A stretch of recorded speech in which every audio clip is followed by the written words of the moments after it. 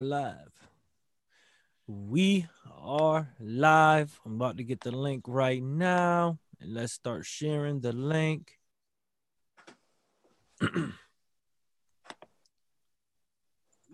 Yep. Okay. So here comes the link, y'all.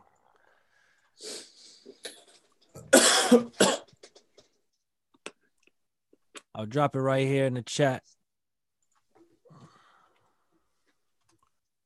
You guys got the link right here in the chat right here. You see it on your screen? Yeah, on Slack.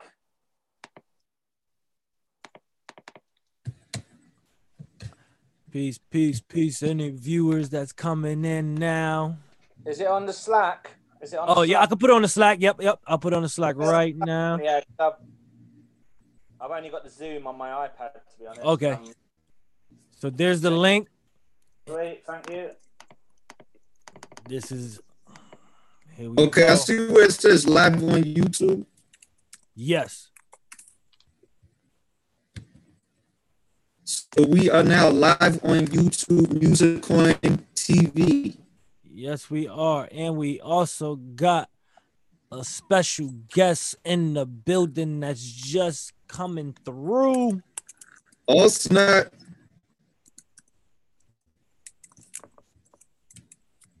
Live. We are welcoming in DJ Deadly Buddha. Oh, yo! Happy birthday, Musicoin! Yeah, I wanted to actually join you guys earlier, but I was distracted by the. I was just watching the Controlled Weirdness in Berlin video, and I was like halfway through it, and I was like, "Oh my goodness, it's time for the Musicoin Plays live show." You know, got my times all mixed up. Hey, and we are live. MC Plays. Yes. Woo! Yeah. Launching today on this wonderful Sunday. Because why is this an exciting Sunday? Number one, we launched this new platform. You know that, like we said, we're going to be highlighting Musicoin. You know, highlighting all of the different genres that Musicoin has to bring, discovering and highlighting new artists, picking and playing artists of the week, and also delivering weekly special announcements and news updates. This is where it starts right here. And what's the first update, as a matter of fact? I mean, before we even, because this is the very exciting time, especially for Musicoin. And Joel, I know you can definitely get the people excited about Musicoin by letting them know this special update. Well, let's see. The first thing that comes to mind actually is, well, I was up late all last night because Isaac Mao was like, "What's happening with our global ambassadors? Where are our global ambassadors?" And I like, because basically there's Isaac's goal is to have 1,000 Musicoin ambassadors on the street around the planet within the year. And so I've been trying to figure out how to do this. And it's been a pretty daunting task. However, our steps in that regard are last night, or yesterday, actually, we just put up the Musicoin facts and frequently asked questions. And what that's going to be is, or what it is a list of all things Musicoin ambassadors have to know. Because we have all these people like saying, "Hey, I want to represent Musicoin," and they don't really know all the stuff about it, right? So this is their list. So when they get stuck in the bind, like say they're on like a TV show like this, you know, worst comes to worst, they can look at their cheat sheet and they can go, "Oh yeah, that is because X, Y, Z." So we got that. And then we just had our invitation put up on the forum. I kind of fixed the forum a little bit. I don't know if it was looking a little weird to some of you the other day, but I did a little tweak on that. Looks good now.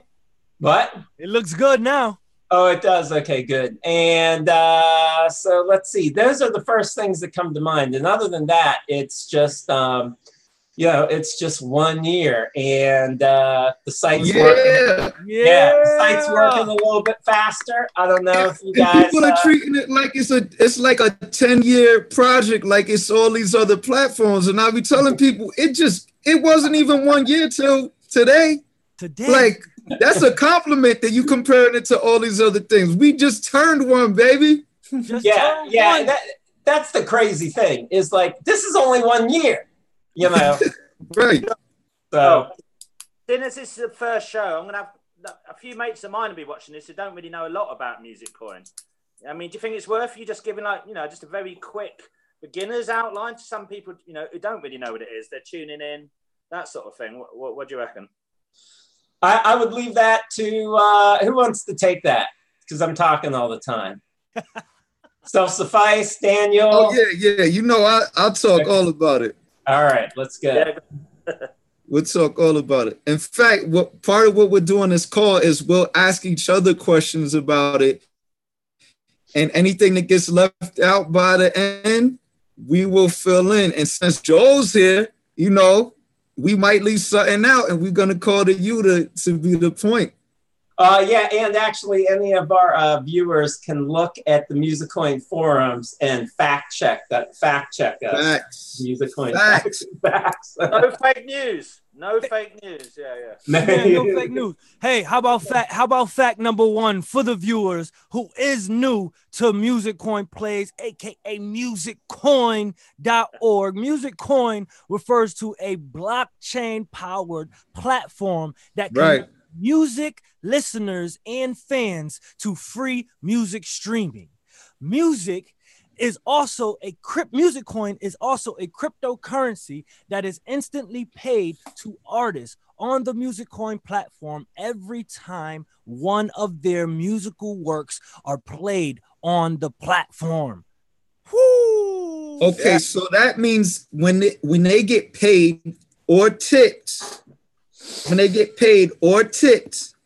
right? It's not like some other channels where you could like it and it just means, hey, I got like. If someone likes you on this, if they tip you, you get paid. If they play you, you get paid, right? And it's like Pup was saying, that goes in your wallet. You can cash that out. It's not like some platforms where you got to wait 4 months, 6 months. One that I'm on now, which is very popular, takes 8 months. What? Yeah. How about this weekend?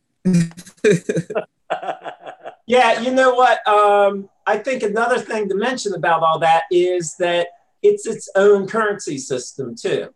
Not only are you getting that credit every time your song gets played, but what it's doing is it's forming a whole new network of, I guess you could say, goods and services that are based just on playing music. It might be, as far as I know, it's one of the first economic systems, and it is an economic system that is based on something that everyone does, play. Right. It's and wait, can I also add that it was not started like many other cryptocurrencies out there with an ICO? Can we add that? I always forget to add that, and I think that's really important to add. Like, really. Well, Daniel, why is that important? Well, it's because it puts everyone on a level playing field, and with traders, musicians, listeners, it puts everyone on that even playing field, and you start from scratch, and and you get people that have actually, like Musicoin got people that actually love music. They're not there they weren't there for the money. They were there just to bootstrap it because they loved the idea. And then Musicoin was able to get these people on board, people that are just willing to fight for a better system. And I think that's what ICO is, because some people might not know what that is. I mean, I'm not, what's ICO? Yeah, for people who don't know, because of the success of Bitcoin and the press behind the media behind Bitcoin, all these other alternative coins have basically been popping up to replicate the dot-com bubble and bust era. So they come up with a coin one day to get people investing it, and then they cash out. So their whole business is a 1 week ICO and close. So when you have a coin or a block that has an actual service, playing music, engaging community, commenting, doing the type of stuff we're doing, you have a whole community being built. There's a clear difference between this and maybe 80% of what has popped up, unfortunately, in this industry, which is just people trying to profit off of the confusion that people have about blockchain right now since it's so new. Yeah. I mean, it's this brings the UK, where it's just hitting all the media in the UK, and I think a lot of people are exploring it, but all they hear is these stories about Bitcoin at the moment, and and these dodgy ICOs. Yeah, that's right. So what I like to say about Musicoin, how I like, so you go, oh, it's free to upload to musicians. You go, oh, okay, that's well, you'd hope so, and then you say, oh, and it's free for listeners. You go, oh, cool, and then you say, oh, no adverts. You're like, what?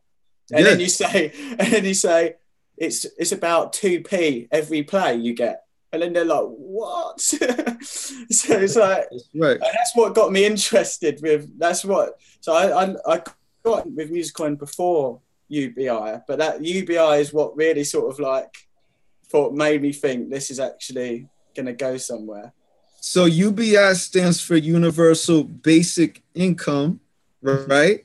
And that goes back to what Joel was saying. Part of the reason why there's no subscriptions like other music platforms, there's no pump and dump schemes. It's not all about investing in up and down volatility like other cryptos.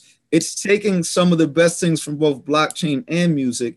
But part of the reason is because they came up with universal basic income, which means, like Joel was saying, we're going to have to talk more about this because people don't even have the paradigm for exchange and value without talking about paper right now, right? Yeah, I know. So basically in blockchain, you get value by adding onto a digital blockchain, okay? Basically, this is the way banks make money. They control ledgers. We trust them. Now with blockchain, communities can be trusted, right? With this blockchain, with this recording of transactions. And every time you play a song, there's a transaction. Every time you make a comment, there's a transaction. So there's all these things that in the past people said, you're a pirate. You're listening to my music without telling me. Now we're saying you are a valuable member of the community. You're listening to my music without telling me and sharing it. Thank you. Yeah, because they're telling the system where the coins go, which I think is a big deal. So there's actually human intelligence running the system. That's exactly the thing. We're valuing people for things that we wanted to value them for in the past. Right. So and we were punishing people, right, for listening. Right. Yeah, we were punishing people for listening to music. Or having to pay extra or pay more. You know, like there's people that's why, you know, a lot of listeners went to, you know, free streaming sites, you know, and were getting, you know, the bootleg version, you know, or the bootleg version of an album that just got released. You know, I know you can hear, you know, albums that just got released that you are not supposed to hear on SoundCloud. Right. You know, but that wasn't released by Kendrick Lamar. All they did was tweak it, speed it up, and now it's not being measured. The same wave forms are not being measured with the original song, so they can't match it to the original song. So now Kendrick Lamar did not receive credit for that stream on SoundCloud. You know, where now, you know, you're playing music directly. When you stream the music on Musicoin, you are supporting the artist directly. Yeah, to me that's the big thing. It's going straight to the artist and it's there instantly. Like you said, all the traditional copyright, 3 months, 6 months if you're lucky. And yeah, I don't know, what's the percentage you get? You get like, I don't know, 40-50%, and like they keep it, you know, or less. You're lucky. or less. You can track them down and then make your case. Hey, this is really mine. Yeah. But okay. I just want to say, like, what up? Okay, well, there's another announcement. The new issue of the Hard Data is coming out on Thursday. Okay, and I want to run this by you guys. I do an article all about Musicoin. It's called "The Artist Gets 100%." Right. And the thing is we talk about UBI, Universal Basic Income.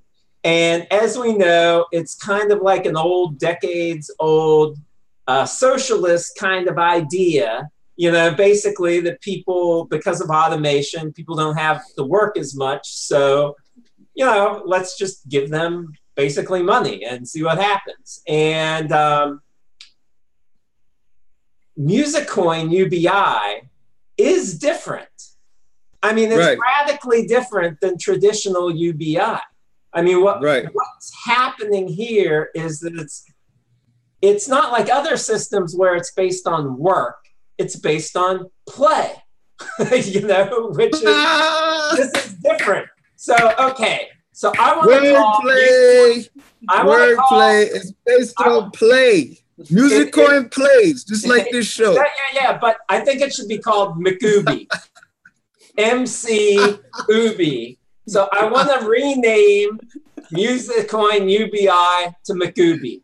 I think that's cool. McUbi.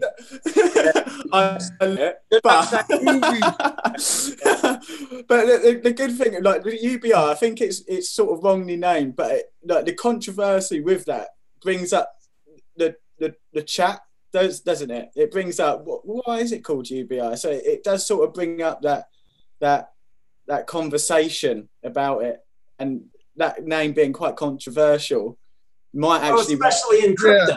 In the crypto community, like they're all super libertarian and everything. So you go, oh, UBI, Universal Basic Income. They're like, oh, that's socialist. I don't know, you know. And so I think, and since it isn't really traditionally socialist, but it's fun. It's not, you know. So I thought McUbi. I like McUbi. I do. Yeah, let me get a McUbi. And no Happy Meal. That could be my music name. You might be able to afford a Happy Meal after McUbi. It's gonna be a very Happy Meal with some McUbi. That's a fact.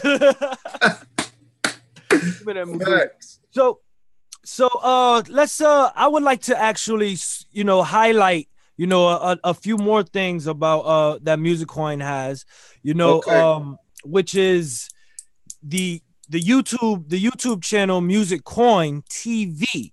Okay. And I want to also throw an alley-oop to DJ CW up here to actually let us know about his interview that he just uploaded right here.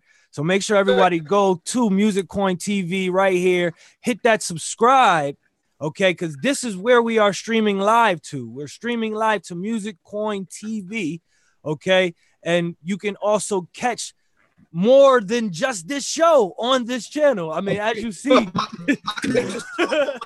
so much more on this show than just this channel. So there's two previous videos that were uploaded that I want to highlight, you know, badly before we close out this show. The Musicoin Control Awareness Berlin Music Scene Report was done here by Control Finance. That's why we don't need to say the whole thing out, right? Yeah, that's why you're shorting it. Yeah, I'll start calling you Pip. Yeah. Or Little Pop. Yeah. Exactly. Yeah. So you know, just throwing you the alley-oop, man. We this is something that we also do at Musicoin. Yeah. You know, we're able to travel, we're able to do interviews with other artists and really tap into the community of Musicoin. So, and you did a great job at doing this, you and Daniel, with the editing here. So, I mean, I would love to pass the mic to you and highlight this right here. Yeah, sure. Yeah, I mean, basically, it was like my weekend away. Like I had a gig in Berlin last weekend. Myself and my sister, like we got booked for this party over in Berlin, and it was basically like a whole UK crew. I mean, I want to go through this in the video that you're going to show, so I don't want to repeat it too much what I'm saying. But basically, yeah, I was over playing in Berlin. Berlin's a city that I've been going there since the early 90s. I love it. It's like home of alternative music. To me, like some big cities in the world for music, London is always up there. Controversial. New York was up there. I'm not sure, you know, it's still there. But, you know, Berlin is definitely up there. You know, I'd say top 3 cities in the world for music.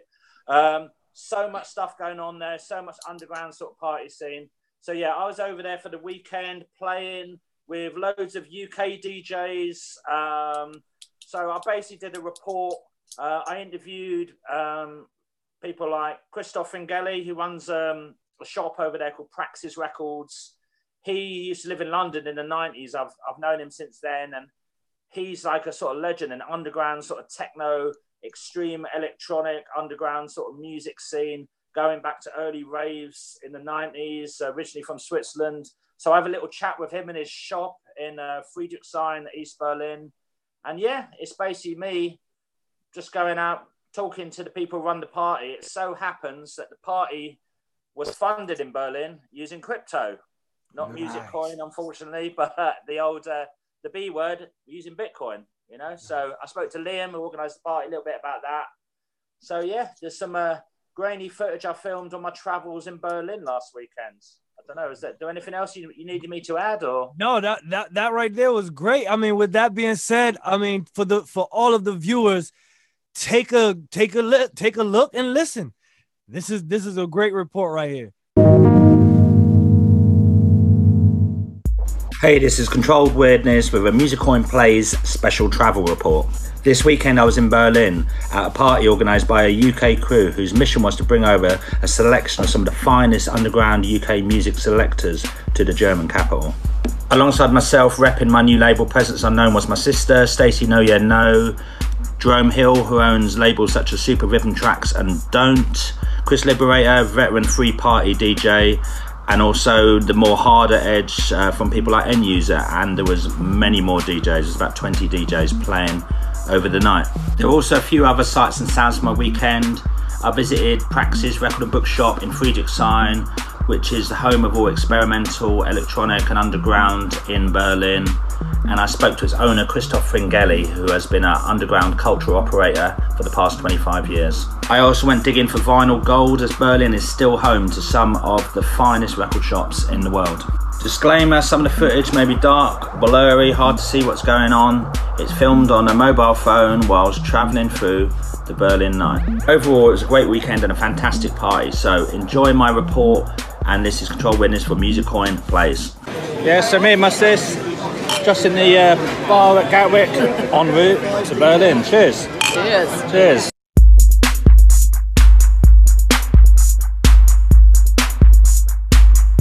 We are just entering the lair of Praxis Records. Right, hey Christoph, how you doing? Hi Neil. Alright, so yeah, well I'm in Berlin again. Like obviously I've known you like I don't know, we first met mid-90s, something like that, maybe well, even before the mid-90s. Probably before the early 90s, yeah. In London, I should say in South London. And obviously you did a legendary sort of so we say, how would you describe Dead by Dawn that used to go on in Brixton in the midnight? It wasn't just me, it was like a yeah, sure. Sure, yeah. Organising that, like a little underground party, presenting the hardcore electronic music of the day. Yeah. And combining it with talks about political issues, cultural, countercultural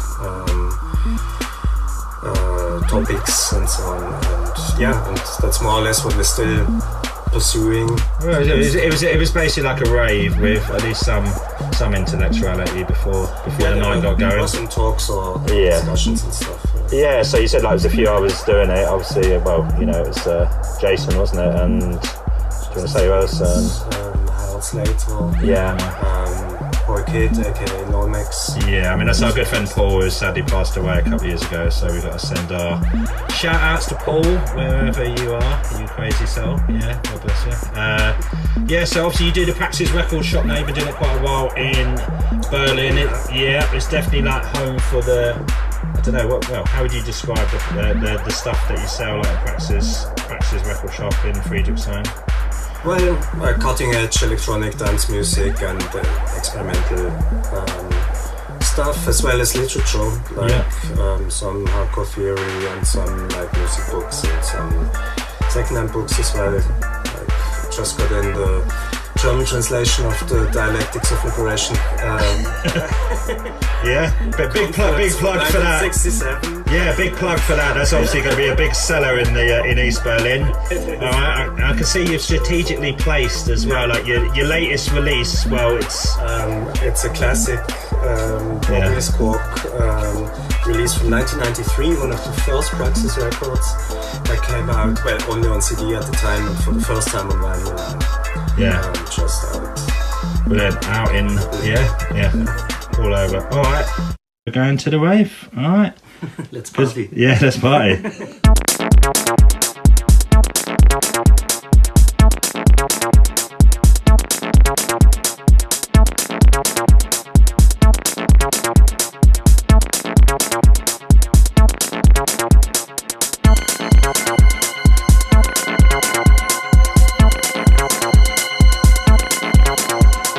How we doing, Liam? We're just where it's about what 4 in the morning, no, 5 in the morning, I think. Like, All right. You've organised this party in Berlin. Obviously, you're from the UK. You brought me and my sis over, and like people like Jerome and Chris Liberator and stuff like that. Yeah.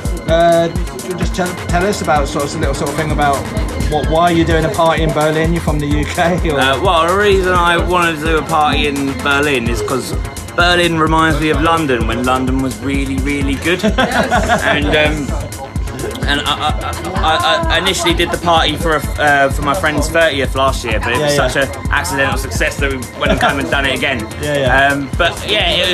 It's a good opportunity to get a lot of artists from the UK who never really given the opportunity to play in Berlin before. So get someone who sounds like the underground, Chris Liberator yourself. He's just a Jerome Hill. Bringing them over to Berlin so Berliners have a chance to see UK acts that they wouldn't usually see, and that people from the UK can come over on their own Beano.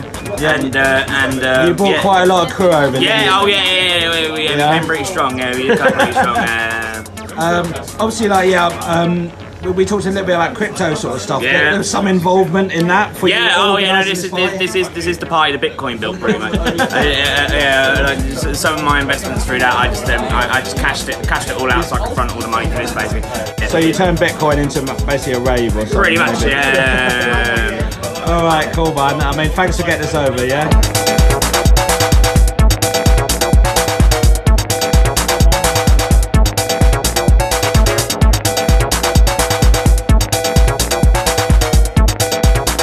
Wow, what you got? Yeah. Wow. That I look like I could have had some fun over there. Oh man. That was dope. Yeah, that looked like a good party. Definitely. It was. I got home about 2:30 in the morning, Monday morning, 4 hours sleep, then I had to go and do some teaching. Yeah. All right. Now, quick question about the video at the end where y'all was at the 5 a.m. turn up time. You know, it was 5 a.m. and everybody was still going. That's Berlin, like Berlin. I mean, I played about 4, and that's like peak time, Berlin. What? 1 in the morning, it's like, oh yeah, we're just sort of getting ready to go out. Yeah. Wow. That party finished at 8 a.m. Yeah. Wow. Then we went somewhere else. Yeah, but yeah. That's insane, man. We had a crazy drive somewhere else. I don't know if I want to tell that story, but I thought I was going to die. But we got there. Yeah, my sister will know what I'm talking about if she sees this. Yeah. It was snowing anyway. I want to highlight. This is why I love doing This is international, man. That's a whole different scene right there. You know, like for me hearing, you know, being in the US, Yeah. you know, I'm hearing that y'all just getting it going at 1, 2 a.m. Party starting at 4 a.m. Yeah. Our clubs close at 1:30 a.m. here. Oh. Look at how y'all just freaked out. Seriously, man. Certain parts. Don't misguide the Englander, the British. Certain parts we stay up all night. Don't get it twisted. Yeah. I finished the party once at 12 o'clock. Some nights 2 a.m. Yeah. Thanks. I'm only joking. I know. Look, I used to live in New York back in the day, and I used to stay up all night in New York. I think before Giuliani got in, and like he shut all a lot of the clubs. But you used to be able to party all weekend in New York. Yeah. Right. No, you could still party all weekend in New York. I mean, sometimes in New York it'll be, you know, 4 a.m. But if you're walking like in the middle of Manhattan, it feels like it's daytime completely. Yeah, but no, to be honest, it is a lot different. It's less of a party place. I mean, in fact, a lot of the scene of New York has now moved to like LA and Atlanta. Yeah. So, and not just the scene, like the actual people. A lot of those people who were in that scene have acted in New York. Yeah. Yeah. That whole scene where you know you dancing all night long, you know, switching out DJs all night long. Like it doesn't seem like it's as normal as it used to be. Yeah, and that's what I love about more underground. I know this blockchain Brooklyn now. Just, you know, but parts of Brooklyn and all that. But yeah, right.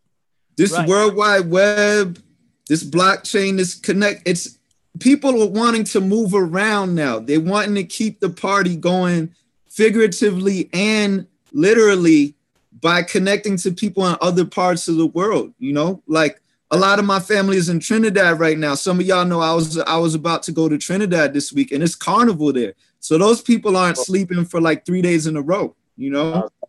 Yeah, there you go. Yeah, do you remember going to carnival, Joel? Let's not tell any stories from that. Yeah. Say what? Yeah. What, would I be at carnival? Yeah, I would be up there for 3 days straight, definitely. Yeah, I've done that before. I'd be the only one that could keep up.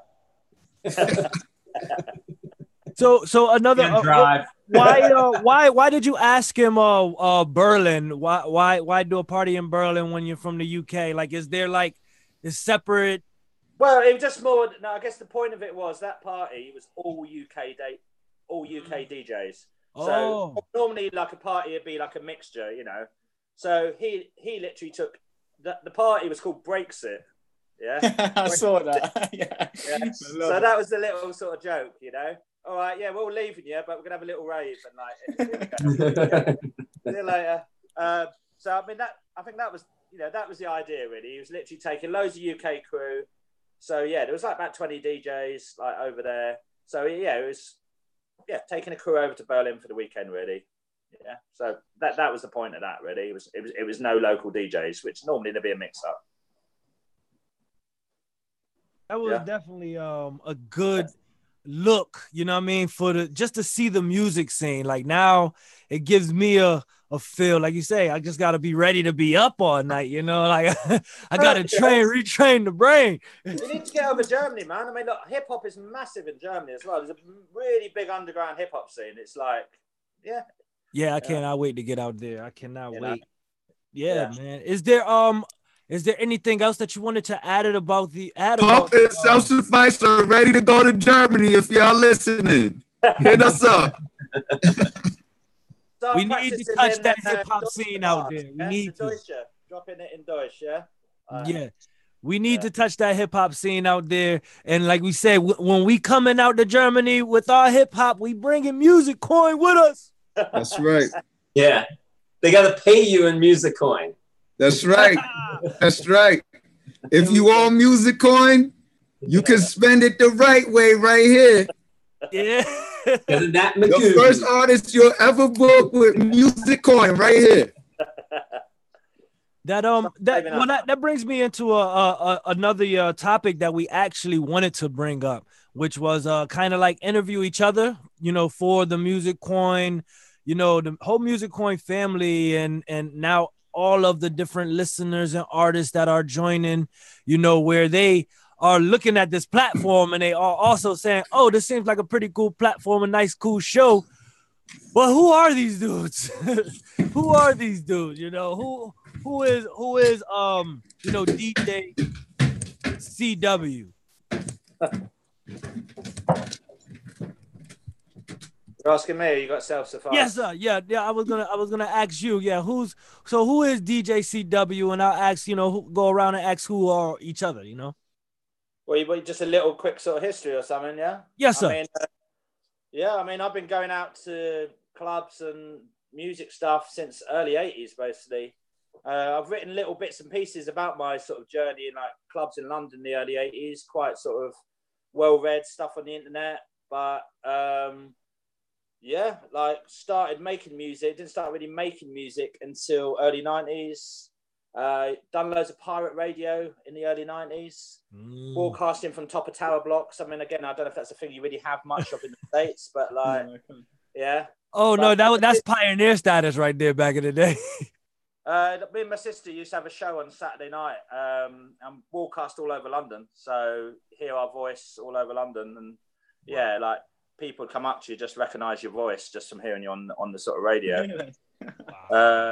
So I don't know, doing dodgy warehouse parties, raves. I did some dodgy raves in the States with Deadly Buddha. I don't know if you heard of him, like some joker. Like did some stuff with him. Started putting music out. Still am, man.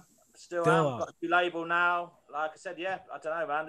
I could go on for hours, to be honest, you know. Well, I do see that you do have a long history.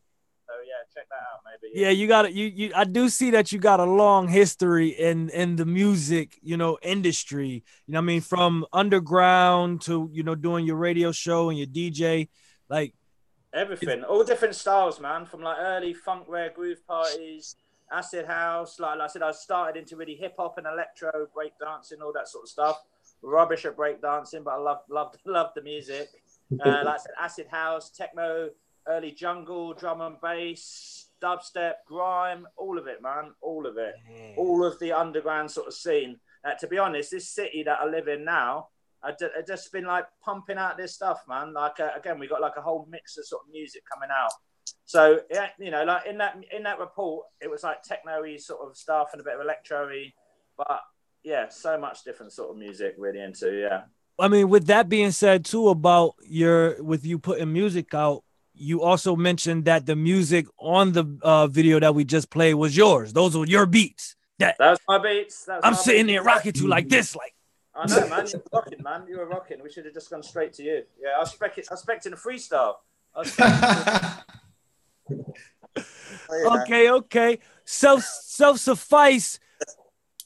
How about you, my brother? What's your background and your genre, and yeah, what brought you to Musicoin?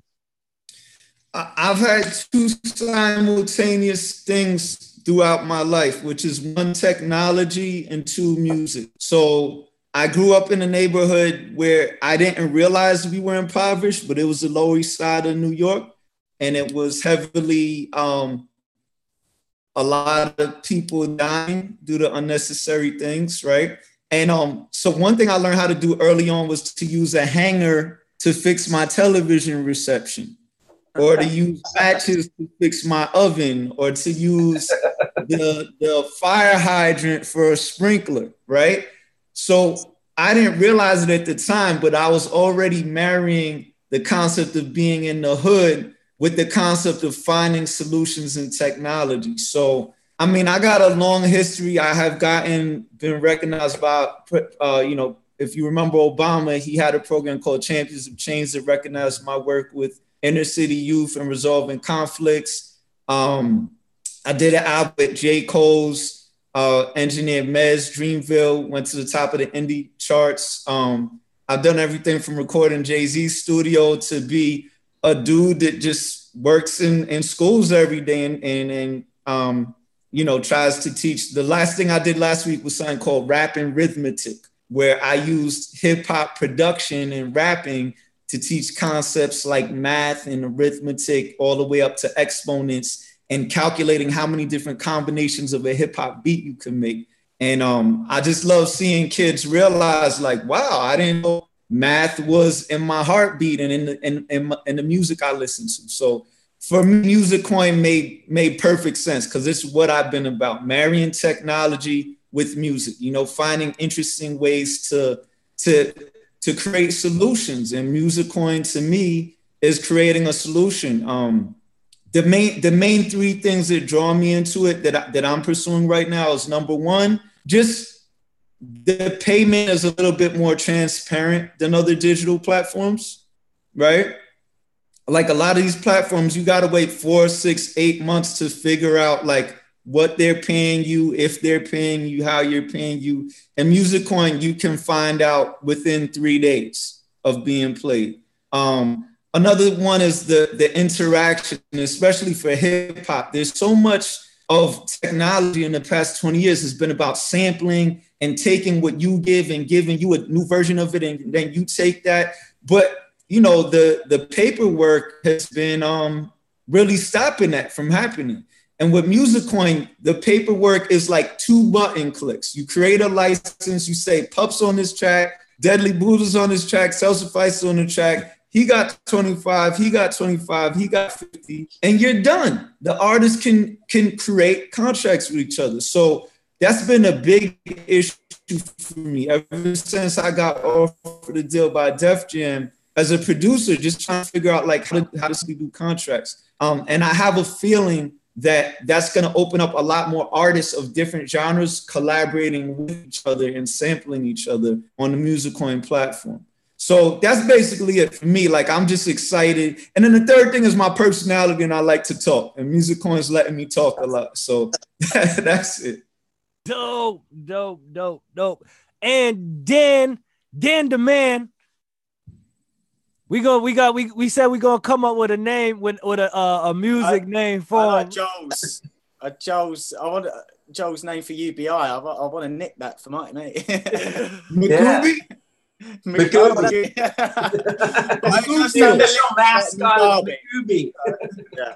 Listen, we got 10 episodes, family, that we gonna be doing, right?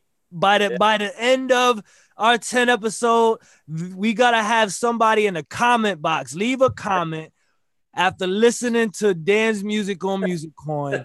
He wants an artist name. We are gonna find him an artist name. Leave the ideas in the comments. I'll give you 100. But yeah, man, give us a little bit of background of yourself. Not having any more. But yeah, did you want my yeah, history? Yeah, definitely. Well, there's not much history, to be fair. I'm only 12 now. No, so when I was 12, I started like percussion. I was a percussionist, and I'd done a lot of that. I had a really good teacher, and I started playing drums and that. And then at about 16, got my own little like studio space and that, just little bits of equipment to get me going. And then I run this channel called ACTV. So it was like sort of like Musicoin TV, but it was like broadcasting like acoustic acts. And I'd just done it for the labour of love. I didn't do it for any. I just done it. But then that's where I met the guy, the documentary I'd done, the sort of like little feature I'd done for Musicoin. That's where I met him. So I'd like to talk a bit about that a bit later, like with that video. Yes. That's where my ACTV started. But yeah, I got lots of contacts through that, met people, and that was good fun. I started making music. Because I was watching so many other people make music, I wanted to make it more. Like, I wanted to be part of it. I wanted to be part of making music. So I went to the British Academy of New Music in London. And then so I started making music there. I had such a great teacher that inspired me, not just music, but like getting interested with like politics, science, all sorts of stuff that I wouldn't be interested on in this lonely island that I live on. So yeah, and then I went to university for 3 years, and then done creative music technology, like made like weird experimental music, and then so when I finished, I was like, what the hell am I going to do? I wanted to do something meaningful. I wanted to do something to help change the system, or somehow just help in some way or other. But I didn't know what to do. And then I found Musicoin, because I was like looking at about Bitcoin and that. And then it just inspired me. And so I thought, with my knowledge in like ATTV and like meeting artists, filming artists, I could do this for Musicoin and help just a little bit change and help Musicoin get a little bit more coverage. So that was a very scattered view of my. And you did a recent video of what you're actually talking about, how you're actually going to help with Musicoin. You did a recent video also on Musicoin TV. Yeah. So that story behind that was there was this. I think I told you guys, but so there was this guy, like this homeless guy that this band wanted me to record, but I wasn't sure, because at the time I didn't want to record buskers. I wanted people, like artists, to come out their own way and record for me. It's like so good. I thought I'm going to record him anyway. So I recorded him, and then 2 weeks later, I heard that he died, and then he drowned. He unfortunately died, and then I released his video, and I told his family that he's done this amazing song, and people just loved it, and it just blew up. It got like 80,000 views. I think it's near 100,000 now. And it was just and someone in the comments section said, why don't you just release it in iTunes and raise it for some sort of charity? So what happened was, I released the song on iTunes, and it got to like number 8 in the singer-songwriter chart. It overtook Lady Gaga, and it was just like it was an amazing song, but all it was just a portable recorder on the street, like with wind. You could hear it, but it was overtaking Lady Gaga, and it was everyone. I was like, and then the money raised, I gave to his daughter to put in like a trust fund, and then recently I found out that they had a charity through his name, because his name was Tig. So that was the Tig Foundation. Wow. And then so I thought, it'd be nice to go back and show them what I'm doing, and how Musicoin can help their charity, and how Musicoin can just add value to them. They can, like, I don't know, they could do like little podcasts and about what they're getting up to. They could like release the music they're doing as a workshop. And then they seemed really interested by it. So, and then I've done like a little documentary, and the guy's amazing. Like the guy that I recorded, he does so much for like people and like the homeless and anyone. And he's gave like instruments to the homeless. It's just an incredible. And I hope that video that sort of showed him in as good as light as I can, but it's hard for someone so special, man. That's amazing. I mean, with all that said, I mean, this is what, we do, all of what we do when we put, our art and our heart into our art. We're doing this for the people.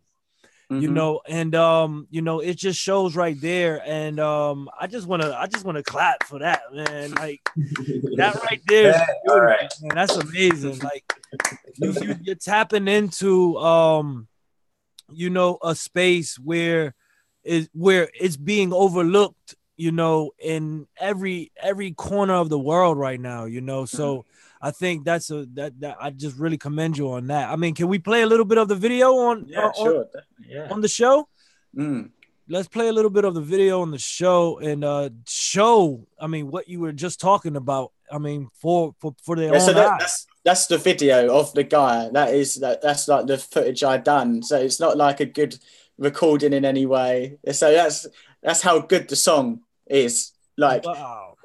So this scene right here is the video, that I made with him back in the day. Wow. Yeah. So I should have linked that. But yeah. Yes, this is. Me into performing music when I first started out. So, you know, he'll always be my friend, and he's something. You know, he's always been an important part of my life.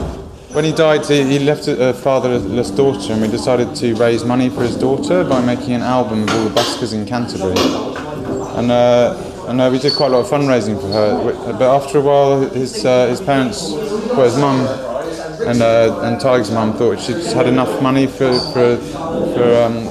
they put it in a trust fund. So they decided to. So it was Lisa's idea to start a charity of some sort, and we had a couple of meetings about it and decided to have these music workshops, which are sort of cater for people who need sort of for whom music sessions can be beneficial but might not normally get them. So that would include the homeless, people with mental issues, people with not much income. And we found this space at the Canterbury Umbrella that they let us do it in, where everyone's welcome.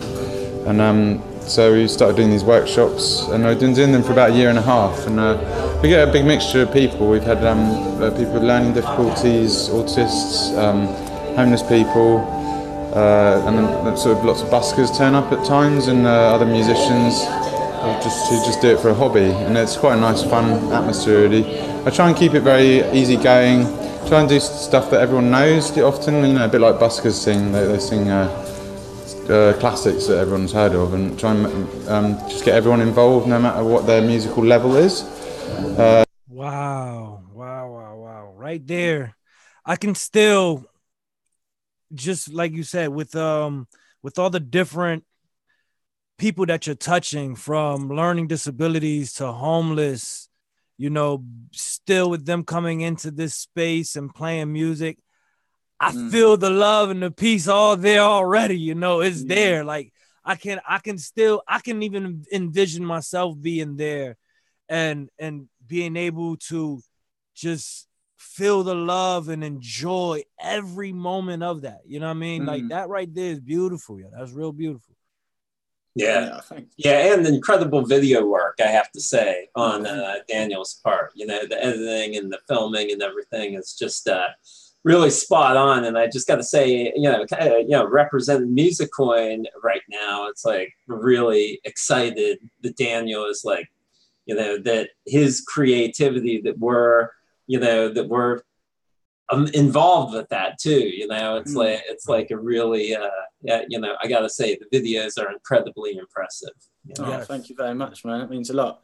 There's a thing that I'd love to do in the future, where like if like other music charities like got on board with the idea, that it'd be nice to one day, if you made a song, you could maybe like give like it'd have on the side like 5% with royalty to like a music charity or something. I think that'd be like a really nice thing to do somehow, and how to like sort that in.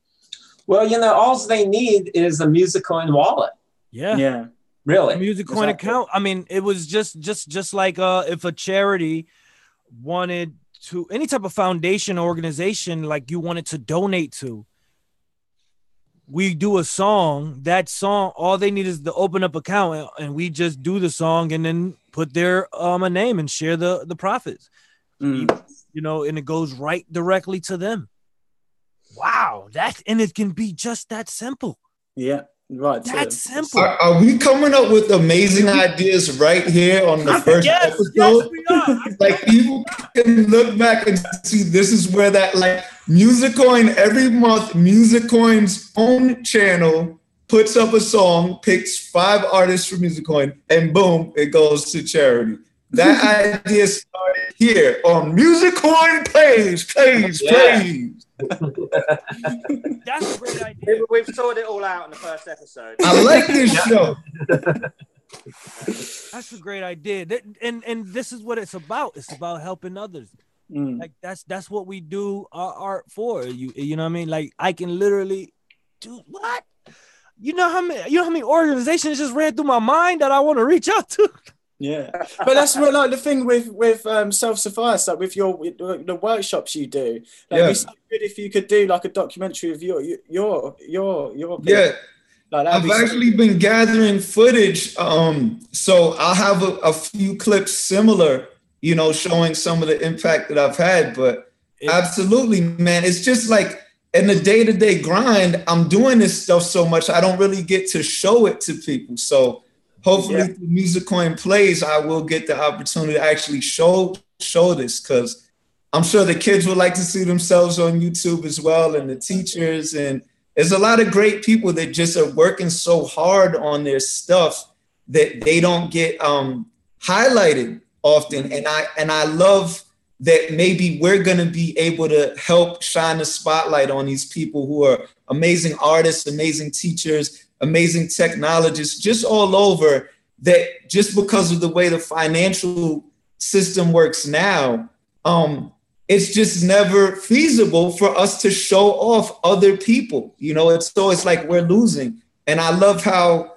Musicoin, to me at least, it's the opportunity to be a platform where you actually benefit from showing off other people, right? Instead of competing with them in a way that puts them down. That's exactly what we're doing now.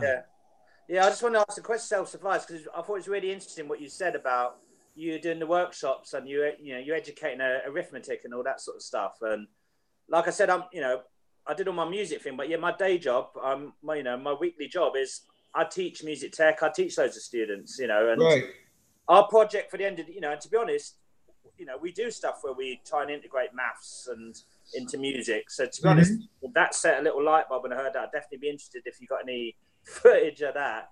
But one project I'm doing with my students this year is at the end of the year, they all have to actually release music, Oh, dope. Loud, again, obviously, actually like a proper sort of release. So obviously it's all new to me, the Musicoin sort of stuff. So, it's a possibility. I'm thinking that, I'm just going to check the logistics and see how happy my college is with doing this. But, about getting some like young students to release their music on Musicoin. That's a possibility. Yeah, man. It's funny. I did a project like that last year at a local library. I helped mentor a group of students, and they created a really dope album. And we printed up CDs and sent them out. But I think I might put it up on Musicoin. You know what I mean? Because to put it on these other digital platforms, it's so complicated and convoluted. But to put it on Musicoin, it's very simple. I could literally just have them each sign up and just give them a credit. Each one of them gets credit, and it's as simple as that.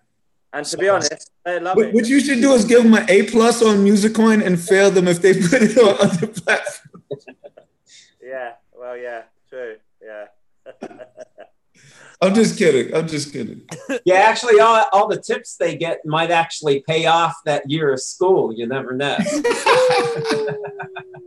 Well, it's free. It's free in the UK for us at the moment. Man.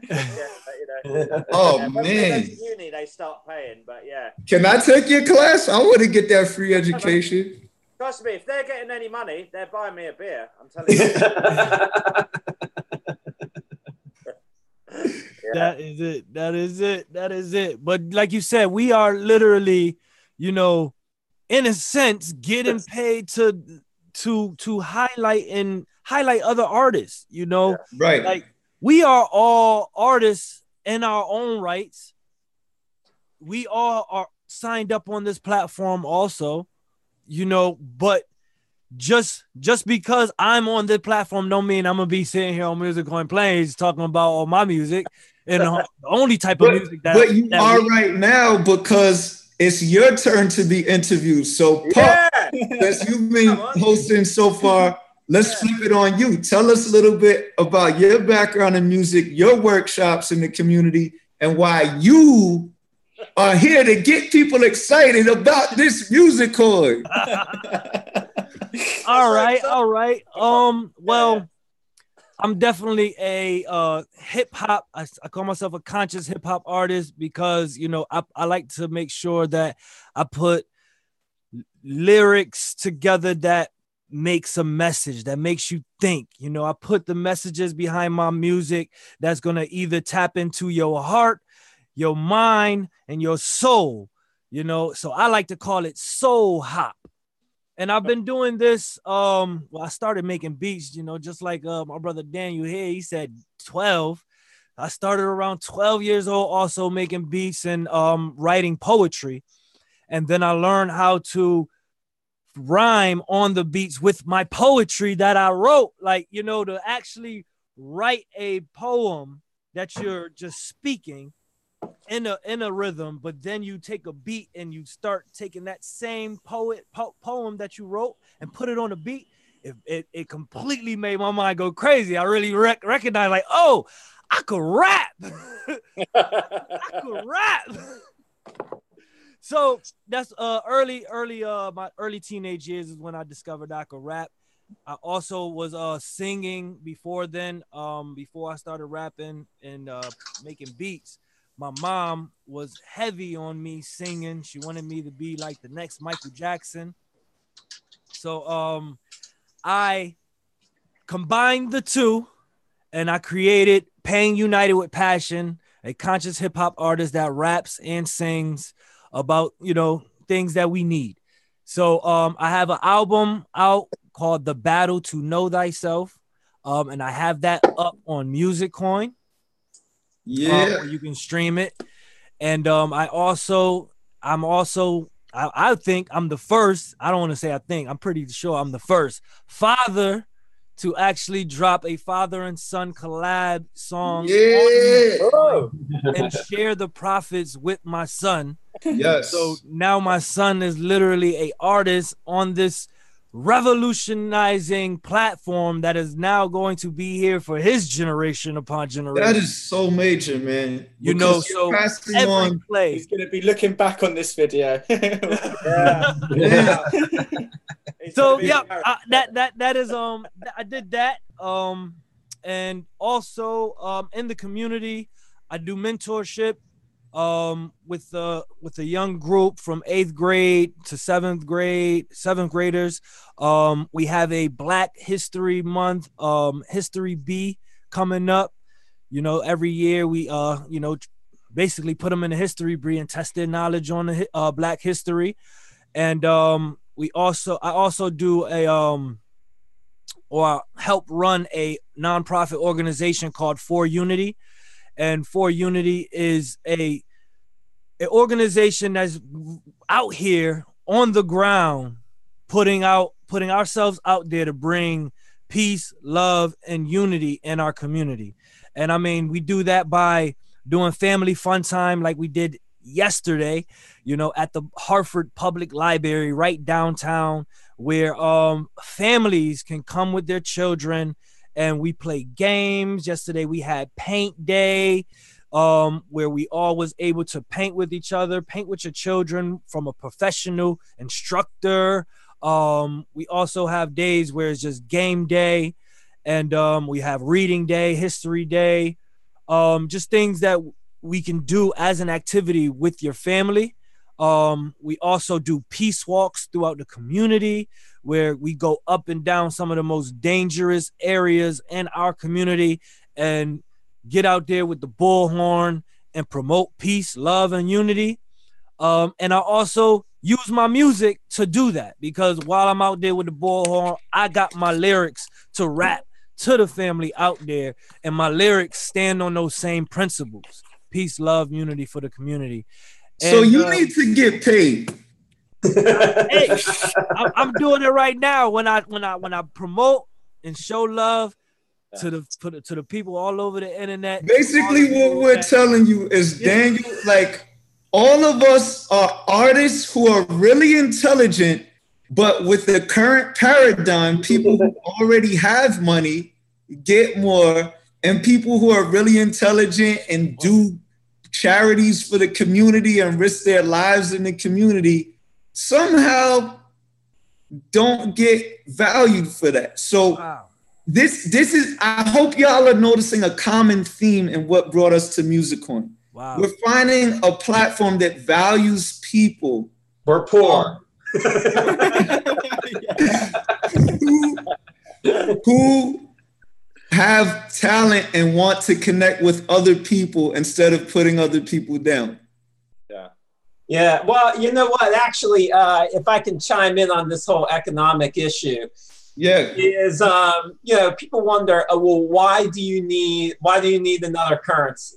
Well, I would say go to the grocery store and check this out. I mean, one is you go to a grocery store nowadays and you have to like pretty much look for something that doesn't poison you. I mean, if you're at all concerned about your health, you know, you're in there sitting all day reading these ingredients like, what's that? Monochlorofluorodigloflobolobelite. Is xanthan gum okay? I'm not That's really my sure. artist, You know, It is, mate. We've got it. I've got it. but you know what? And I've got it. the system is built up to a point where all that is fine. Like somehow over the last few decades, you know, it's got to the point where you can make fake food, call it food, right? And then we're using like kind of like arguably like the money is sort of fake. I mean, when they're making a US dollar or they're making a pound, you know, this is kind of based on, well, I think the average person has to say, oh, well, where's this? How's this coming? Where's this coming from? And, you know that they make, in America, they make dollars when they make loans. You know, it's like all of a sudden there's new dollars in the system because we issue the loan, you know? Right. So this whole system is kind of built up where it's like everything, the things that we're trading are getting worse and worse and worse and worse and worse. Yeah. So when cryptocurrencies come along, one of the things that's kind of nice is in this new economic system, there's also new rules. There's simpler rules, they're more efficient rules, but they also cut the time between the person making something and the person actually using that thing, right? And that trade that goes on between them. Because what happened between you and buying Wonder Bread over the last few years? Well, you know, that corporation making the bread, they like built up this whole thing. Then they passed the laws. They had to have lobbyists that said, oh, yeah, it's okay if we put this glue into this bread. I don't know. Maybe it's not glue they're putting in. Sorry, Wonder Bread. No, it's worse than glue. They had to spend money. They had to concentrate on not making good bread, right? They had to like spend a bunch of resources, and then they had to advertise it to you. They had to spend all that money on advertising. So between the initial idea of getting some bread all the way to now, it's like a completely different story, right? And so, you know, hopefully with something like Musicoin, it's like we reduce those intermediaries between the creator and the appreciator, you know? Right, and I think like that's one of the great things. And one of the things that, if I could go back to this new issue of the Hard Data that's coming out on Thursday, is I talk about the idea of creativity and the economy. And besides the word Makubi, I also coined the term. People use it for other things, but I describe the quagmire of thought that artists have to be poor, right? And businessmen have to live in this sort of Machiavellian existence, right? Right. And we are taught that, and that's ground into our subconscious, you know, to where most people give up on their creativity. They just like, whatever, you know, that's too risky. You know, why is making something risky, you know? Yes. And why is pursuing what you know, just naturally enjoy risky? Right. And so I call that a quagmire of thought, and I call it the quag. And not the McQuag. The quag Makubi fights the quag. Okay. You know, it's like basically the quag is, this has to be dissolved in people's minds, I think, for Musicoin and other cryptocurrencies to actually get ahead, because we are it's almost like we have a self-defeating idea ground into us from the beginning. Right. You know, that's the quag. And I think like hopefully through stuff like Musicoin is that we show people that there doesn't have to be this huge intermediary. There doesn't have to be all this static and friction between you just being in the environment and creating something that's going to help people. And actually, you know, why we create is to aid the human survival. So, you know, what we're doing is when we're dissolving the quag, we are actually becoming the humans, the people, the persons, the men and women that we want to be. Right, which is the value. That's a the really interesting example of that exact thing you were saying. There was this guy, this musician, and I was saying to him about Musicoin, and I was saying about how much more you get with Musicoin than, let's say, Spotify. And he was saying, I feel that I get enough from Spotify. And I was like, he gets he said serious? Yeah, he said he got he said he got 900 pounds a year, let's say, and he's £600 even, and he said thought that was efficient. Yeah, he said that, well, that's 1 month of rent out the way. And I was thinking, he works all the time, like it's all he thinks about, music. If a businessman like thinks all the time about business, he's gonna get figures in the lump sum of like hundreds. Plus, that's the cost of like one studio session, bro. Exactly. And that's exactly what you're saying, Joe. It's people in that sort of mentality that the quag. The quag. You know? It sounds better in an American accent. It's quag. Quag, man. In the quag. Do you know how good? Yeah, but that'll drive it home with a nice official sounding British accent. I wanted to say that it reminds me though, like, you know how really good it feels to tell my fellow artists you could just focus on your craft now. You could focus on your creativity. That's all you got to do now. Go ahead and spend 20 hours in the studio and bang out 10, 15 beats.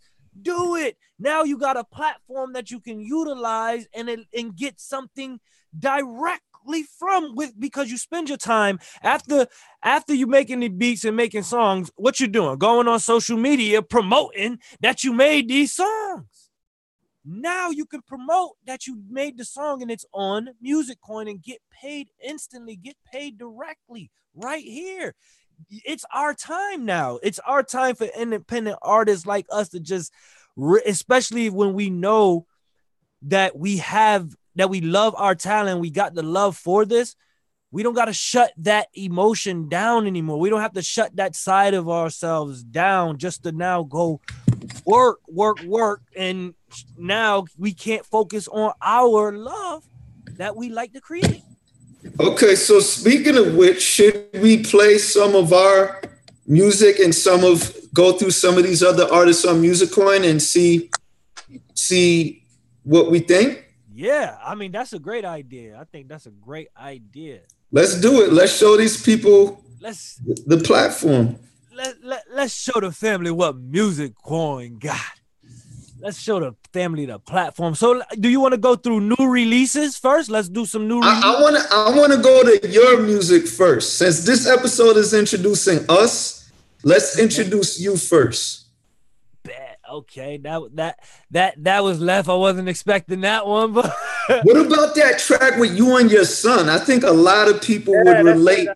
Let's hear that. Yeah. Okay, let's do it. Cause I believe the children of the future. Right. Let me go to my Sounds like you should be singing on it, Suffice. Got jokes. You got some jokes. So here it goes. It's called Crypto Red Sea. So on my profile here on Musicoin, You'll see that I have a couple crypto freestyles.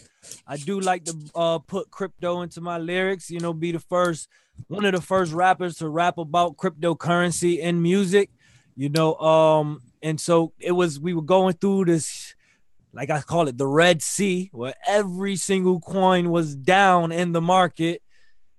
And so I created this song, freestyle to my own son's song. Now, if you scroll down, family, look at what you could do. You click license detail. License. It says Pain United with Passion, which is me, 50%. King Hawk Beats, which is my son, gets 50%. Wow. And this is what we came up with. Here. This was paid by UBI.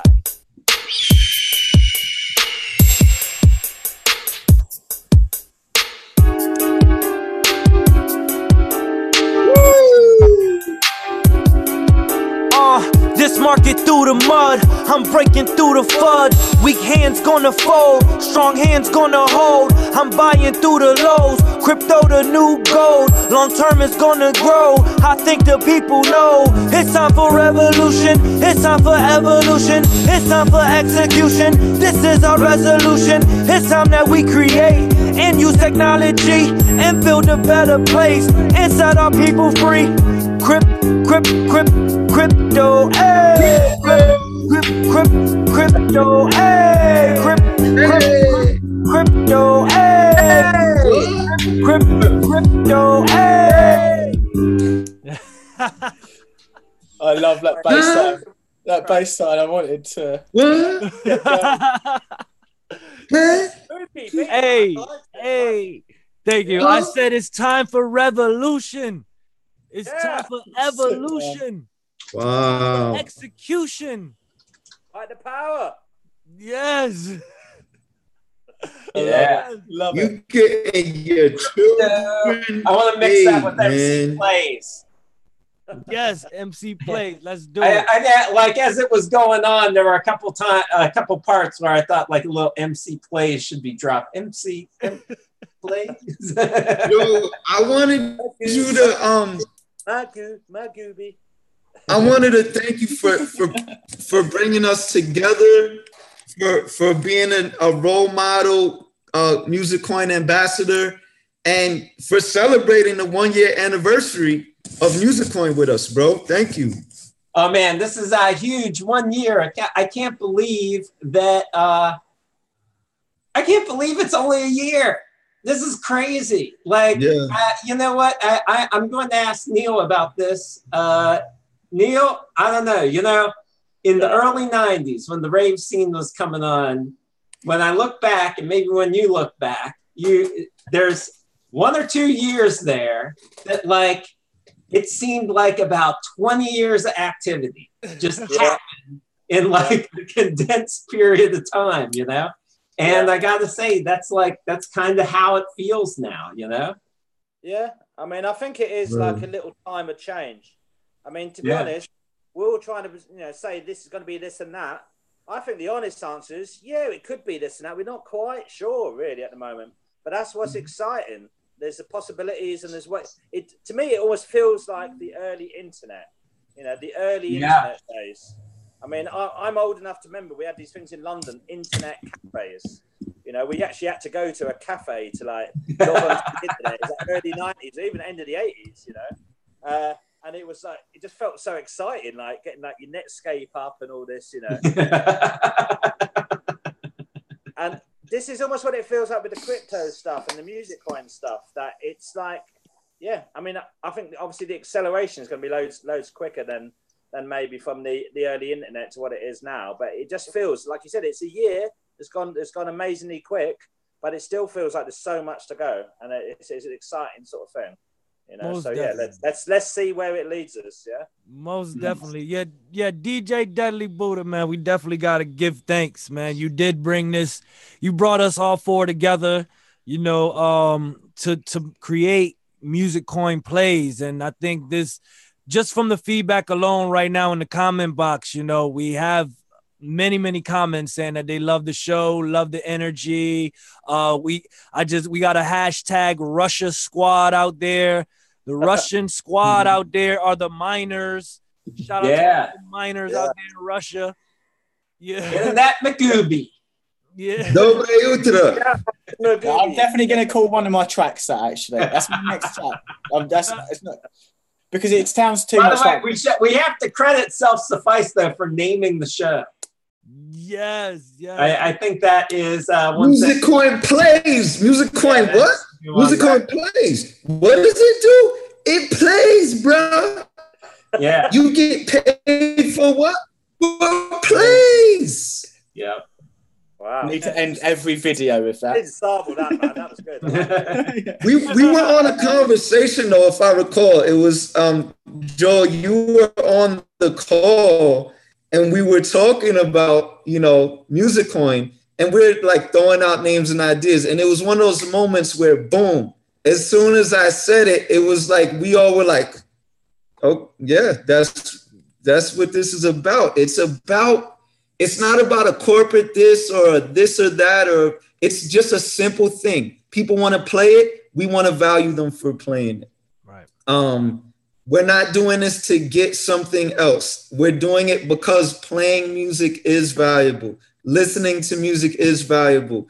Expressing your thoughts and emotions at the end of the day, at the end of the year, and you find the words and emotions to put it down, and then you get to share it with the world is valuable, Right. But I love what Joel said the most. He said, you're not just getting paid for your work, you're getting paid for your play.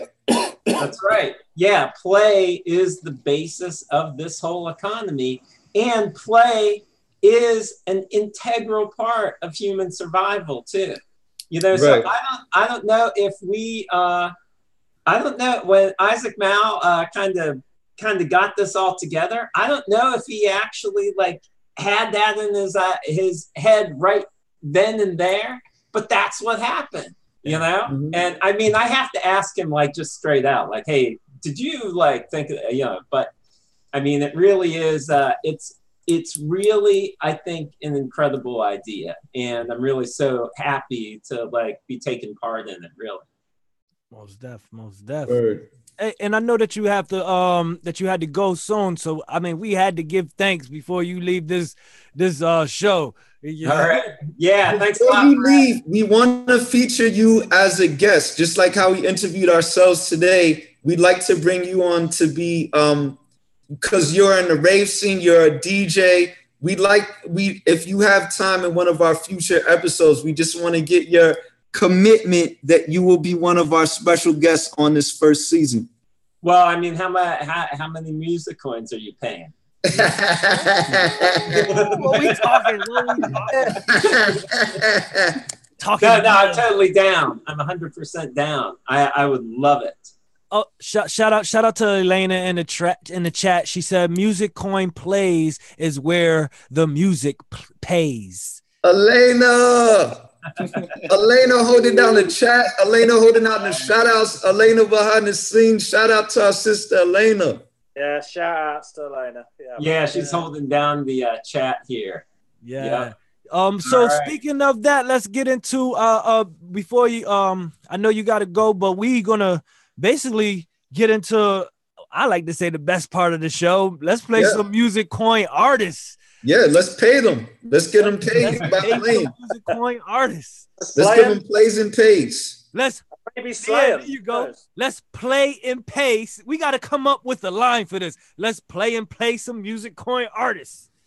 The plays that pays. Let's go. Yeah, let's definitely get into that. Now, I noticed on the forum, when you do sign up for Musicoin family, you're going to be able to click on the forum at the top of the screen of your page, and you'll come to a Musicoin forum that looks like this. Let me go to the home. It looks like this. And this is that what it's looking like for you right now? Yes. This is what it's looking like right now. And I kind of like the outline. I mean, it got the books. You can every block is something like, if you click on the events right here is where click on the little next to the music, that little 3 lines. Oh, right here? Yeah. Kind of curious how, okay. Oh, and there's 4 artists of the week. See, on mine, it goes into category view, like right from the beginning. Oh, no. You know what? I think someone just changed it, actually. Okay. Yeah, I swear it was not like this. It's still going through changes. Like, yes, I mean, this was a new update, I guess. I guess it's a new update layout. But what I like is that first upper left corner, you see vote for artist of the week. Where? Upper left corner in blue. Well, this is where I was coming to. This is exactly. It wasn't there earlier. As you see, that just got put up 18 minutes ago. But at first, I would have to come here to events, and you would come to vote for the artist of the week. So yeah, now, I think it's getting a lot more attention now. Now, yeah. So now we'll come here for vote for artist of the week. Here we are going to take a look at the artists that they have elected through Musicoin. I feel like we could also bring our own artists to the table if we want on the show. You know, if Daniel, if CW, you have your own artists that you guys came across that want to bring to the show, I may have my own. And Self-Suffice, you have your own, but this can always be like a good foundation to start and go through, because these artists actually go on the Musicoin platform. I've actually spoken to one of the artists you see there. You see that guy Jibba the Gent? Right here. Yeah, the Musicoin Artist of the Week, they get put up right here on the home page of Musicoin. Okay, so this is why I said we should definitely tap into looking at these artists, because one of these artists will be featured here. So and then we can, get into our other artists that we also have in mind. So this is interesting because this dude Jibba the Gent, who you see he's got 45%, I've actually spoken to him on the forums. Nice. And it's funny because he's just like someone who I'd never heard of before. And then I see him on Musicoin and I see him in the forums and I see that he's winning here, and that's pretty cool. Like, I didn't even know he was running, but like, that's dope to see someone who you just see paying their dues, who I wouldn't even known this person's name before. You know what I mean? Right. And so one thing that I like about this is that they have a voting poll. Right now, the voting poll is for some reason is down. I mean, it can't run, but they started doing it. But you can leave your votes right here in the comments. Vote. Some people vote Jam Brains. We also have. That's a cool name. I like the name already. Okay, I'm interested. So yeah. So I wonder what genre that is. Let's get into these artists. There are actually all different genres. I was able to go through a couple of them. Not all of them. I went through all of them already. There's 2 of them that I think do hip hop, and 2 of them do rock and roll. You'll see. Let's listen to at least 30 seconds of each one. Right. Okay. So we'll go first with Loud. Lord. Lord. I don't know. He gonna have to tell us how to say it. Lord of mercy. Lord of mercy. Oh, Lord. So let's make sure everybody listens up. All right. Boom, boom, boom. All right. Our brother. So let's go to now this artist right here. Let me see. Yes, this was one that caught my attention. I didn't want to go to the first one. Do y'all just want to play the first song, or? Yeah, let's do it. Song? All right, let's play first. Stay in the flow.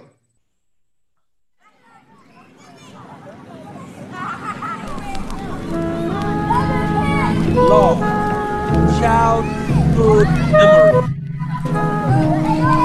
Ooh, I like it.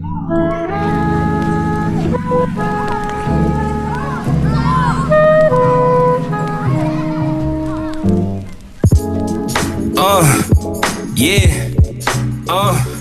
It's Lord.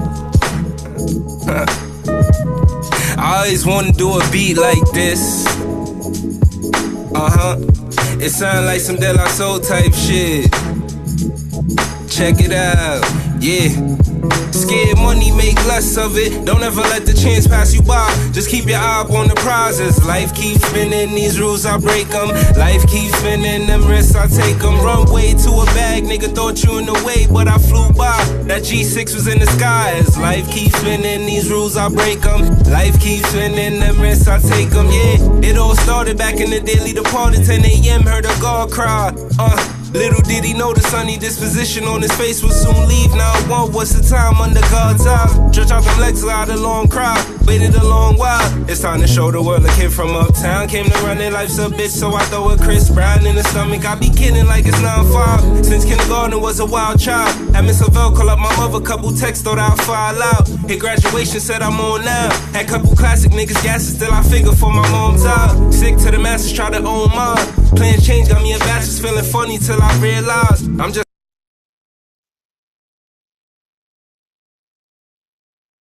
All right. Let me unmute everybody.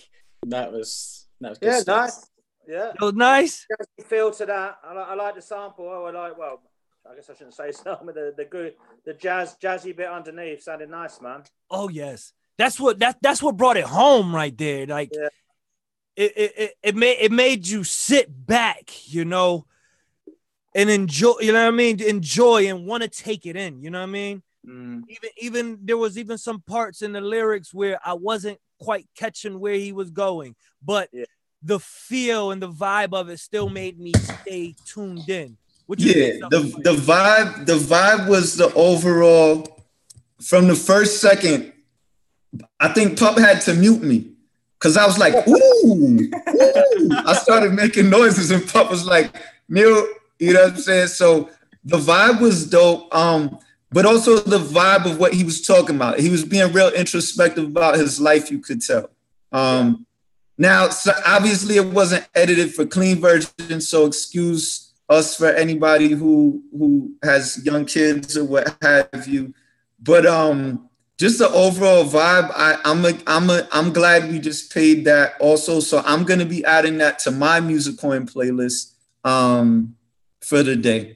I hit the follow, so I'm following him, and I already tipped him. There we go. Let's pay these artists. Let's pay these artists. All right, so let's go to the next, which is La Flame.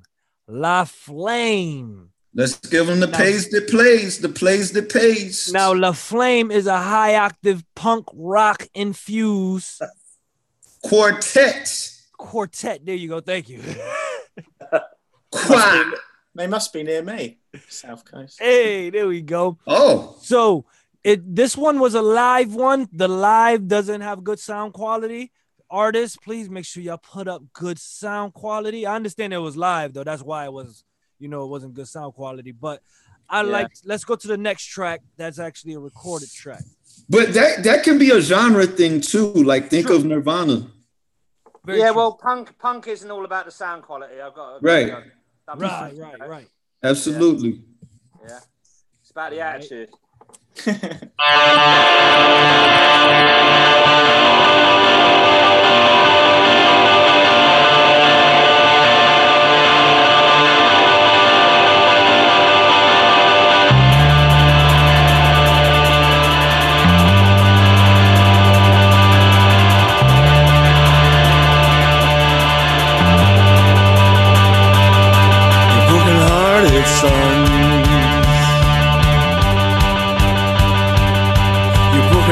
Sons, yeah. What has she done to you? She's done for you. Yeah. Went to Soho. Why did I go? I don't know. I think I run, I fell down on my knees, burned out someone. One at a time, let me please your broken hearted sons. Your broken hearted sons, yeah.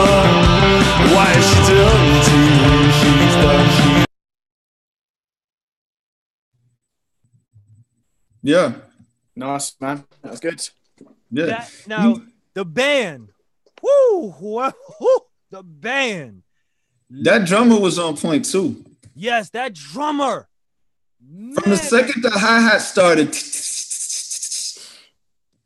was on point. Rocking. Yes. So I like the band. I'm a little bit iffy on his voice. I didn't like the tone.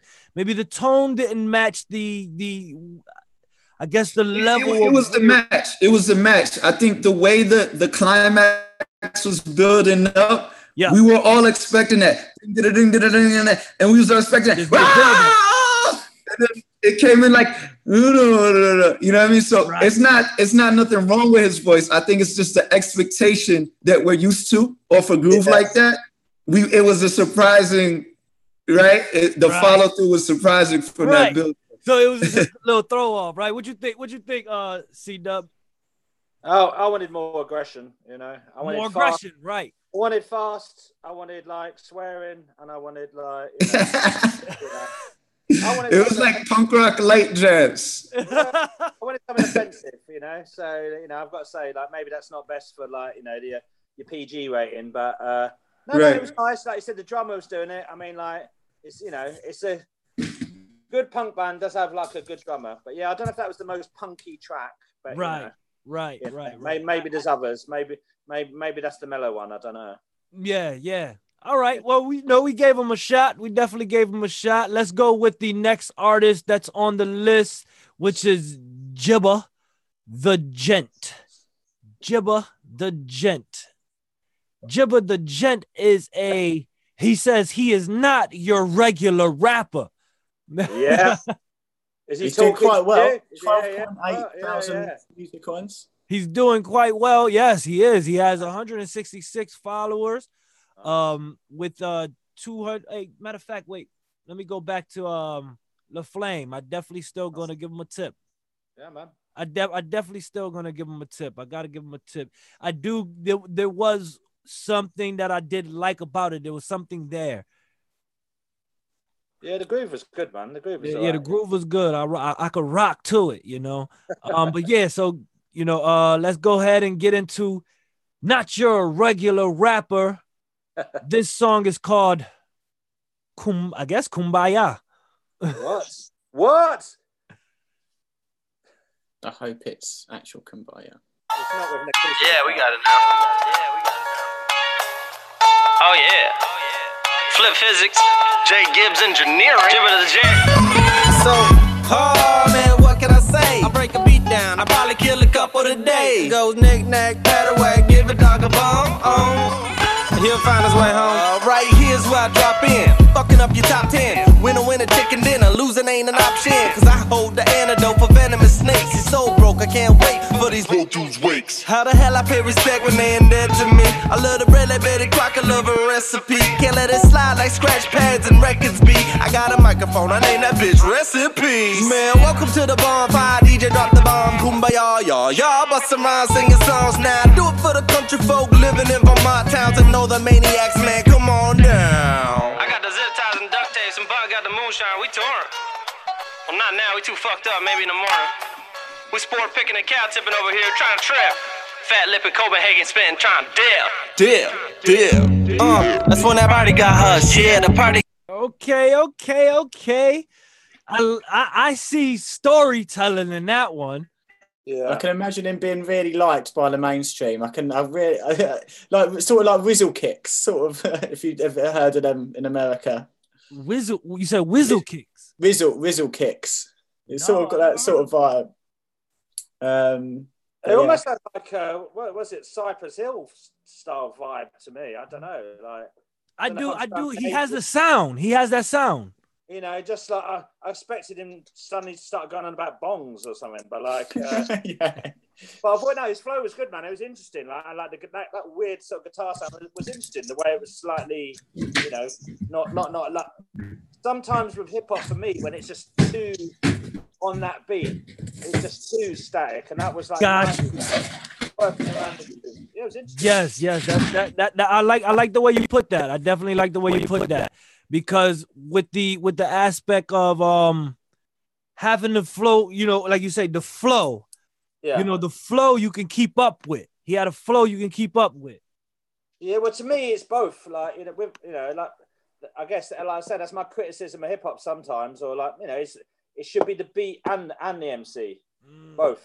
You know, sometimes like the beat's just like a beat, and then you got the MC over. They should be both. If they're both connecting, that's when you get some quite interesting stuff, I think. You know. Yes, most definitely. One thing I'm thinking about with this last track, with the last artist we reviewed, as well as this current artist, is that I'm pretty sure we're only getting a little bit of a sliver. So at the same time as we're exposing a lot of people to these artists, we also run the risk of giving the wrong representation of these artists. So I just want to make a disclaimer, like these tracks are just one song and one limited playing of their songs.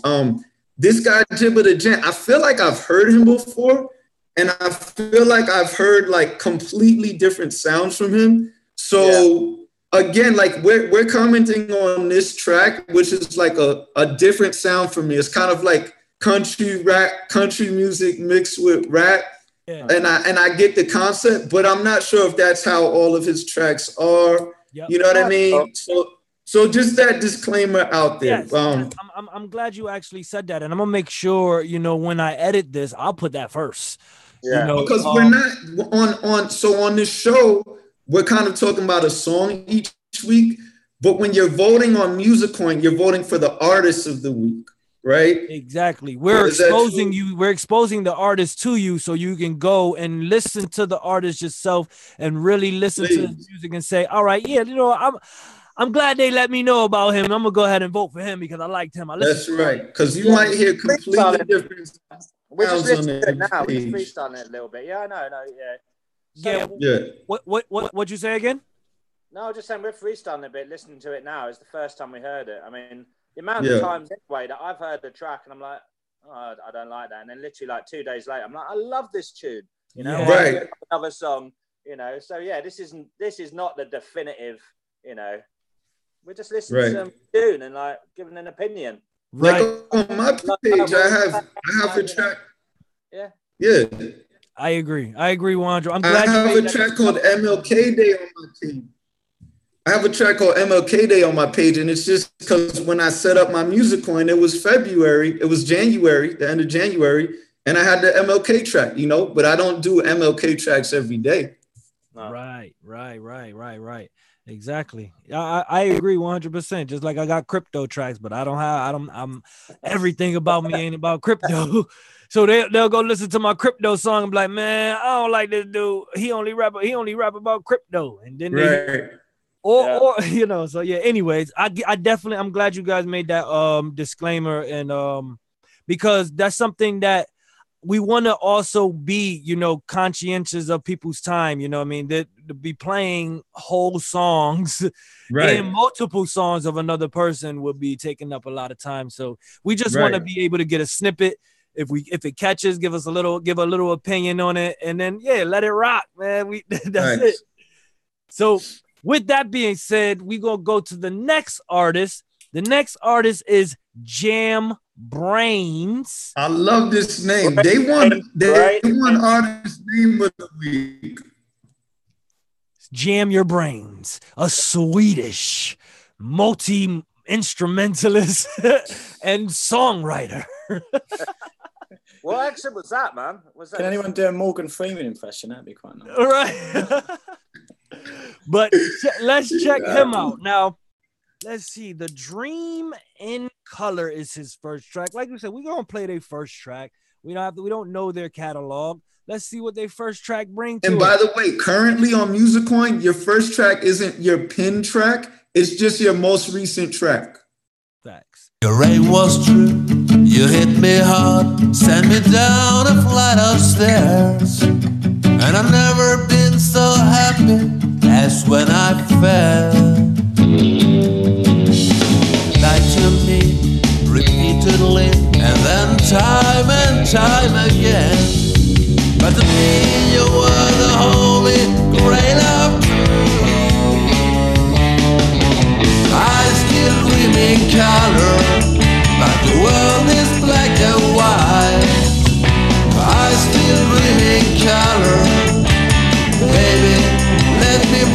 your colors back.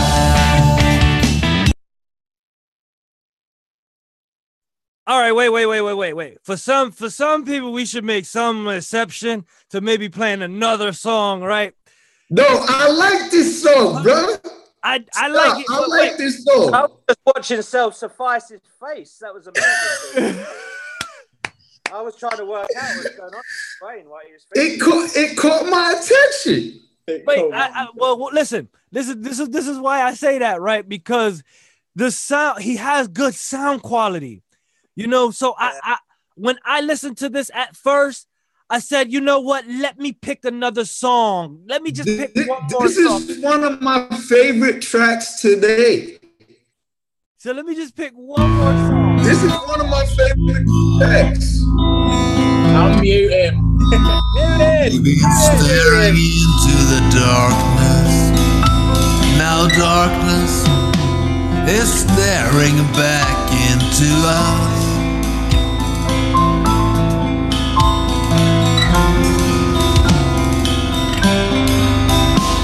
And the monsters that we're fighting have almost made monsters out of us.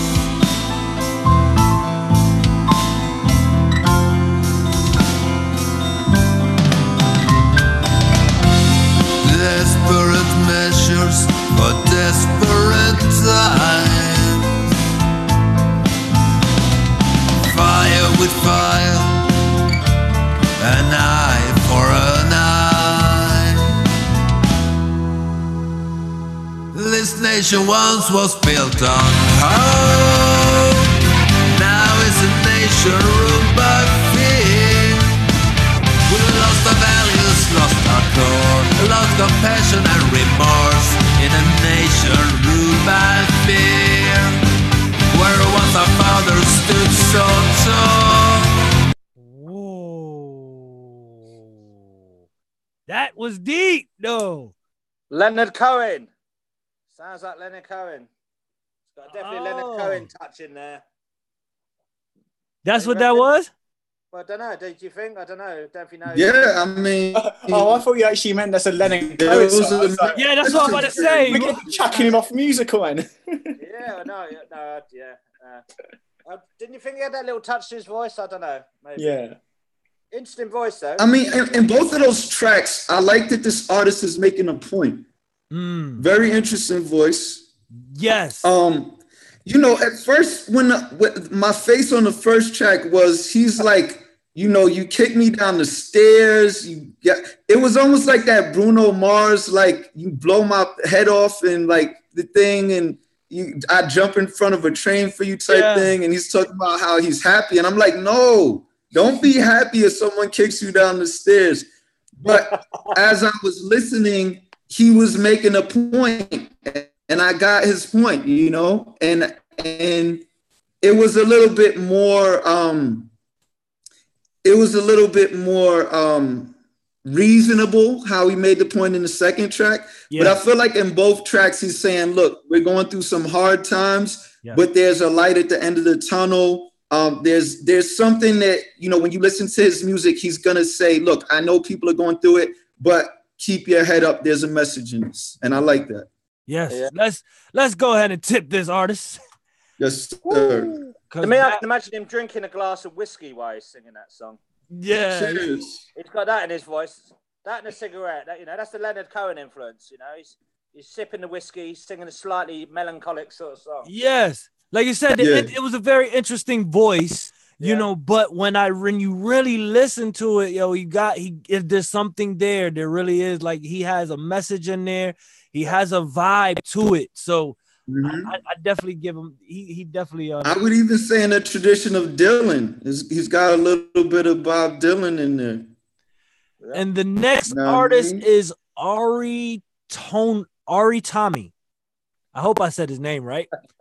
Ari Tommy is a dub techno, deep ambient type of vibe there. And we go ahead and go with the first one here. That's what we do. Just give you a sample. Oh, my bad. My bad.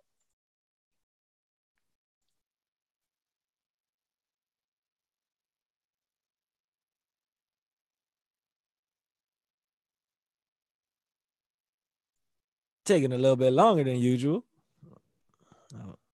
He must he must got a big track or something. It's coming in 5, 4, 3, 2, 1. Come on. There we go.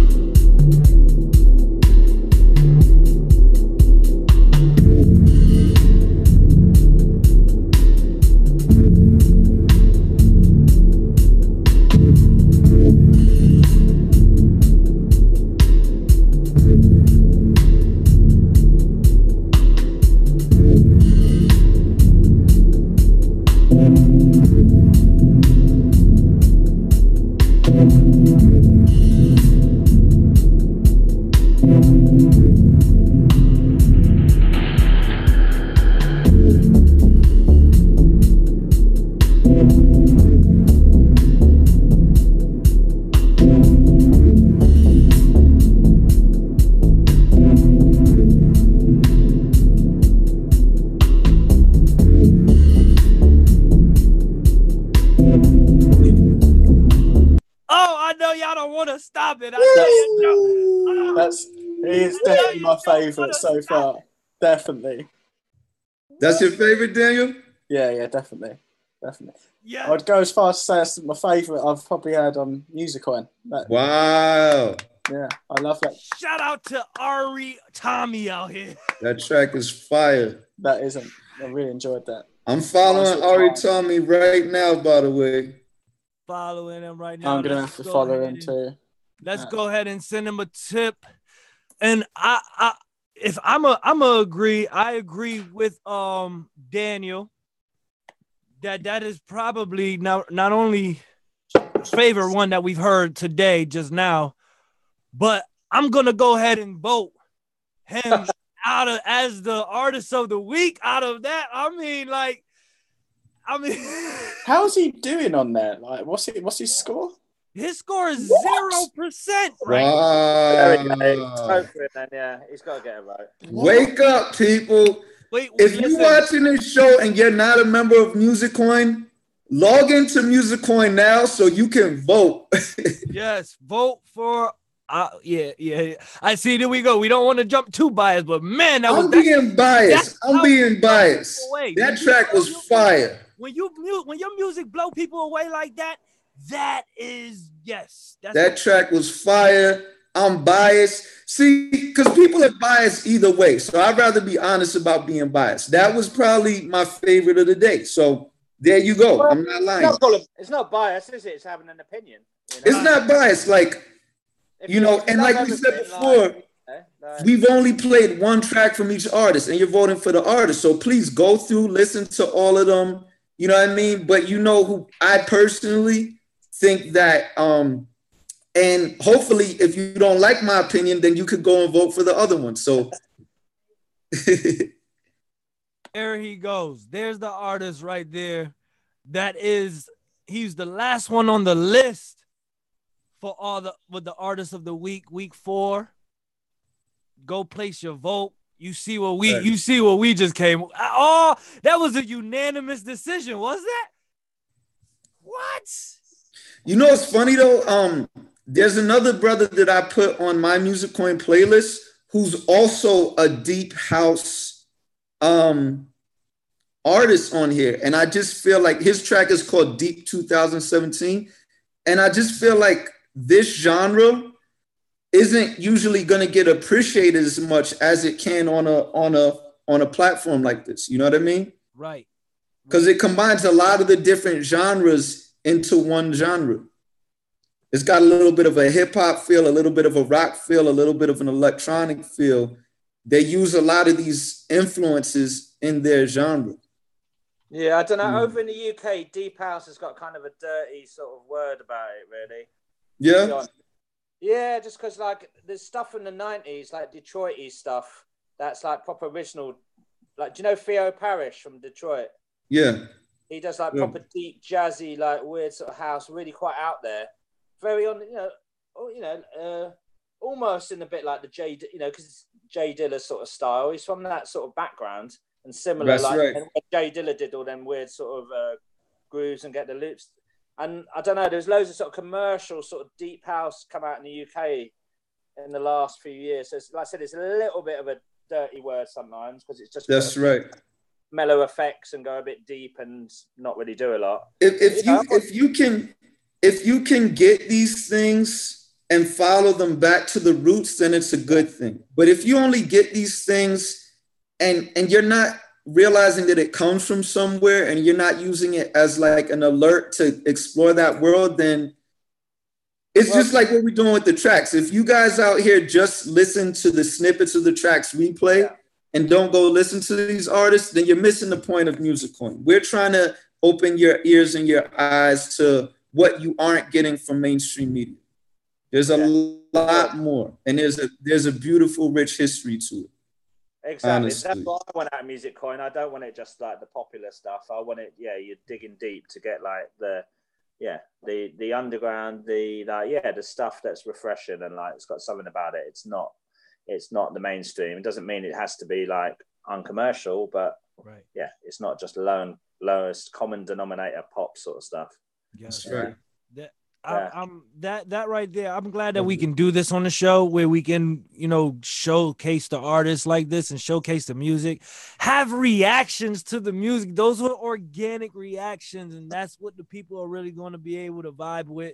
I mean, the chat room, people are saying that's hot, that's not, that's good.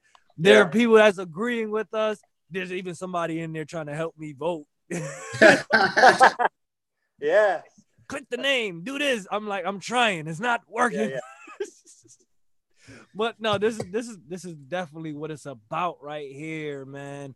I think that being able to highlight the artists and react to their music like this definitely shows the I guess that special talent that special it that their music brings, That right there was a ambience, dubstep, techno type genre that just smashed hip hop and pop rock, a punk rock, a punk rock.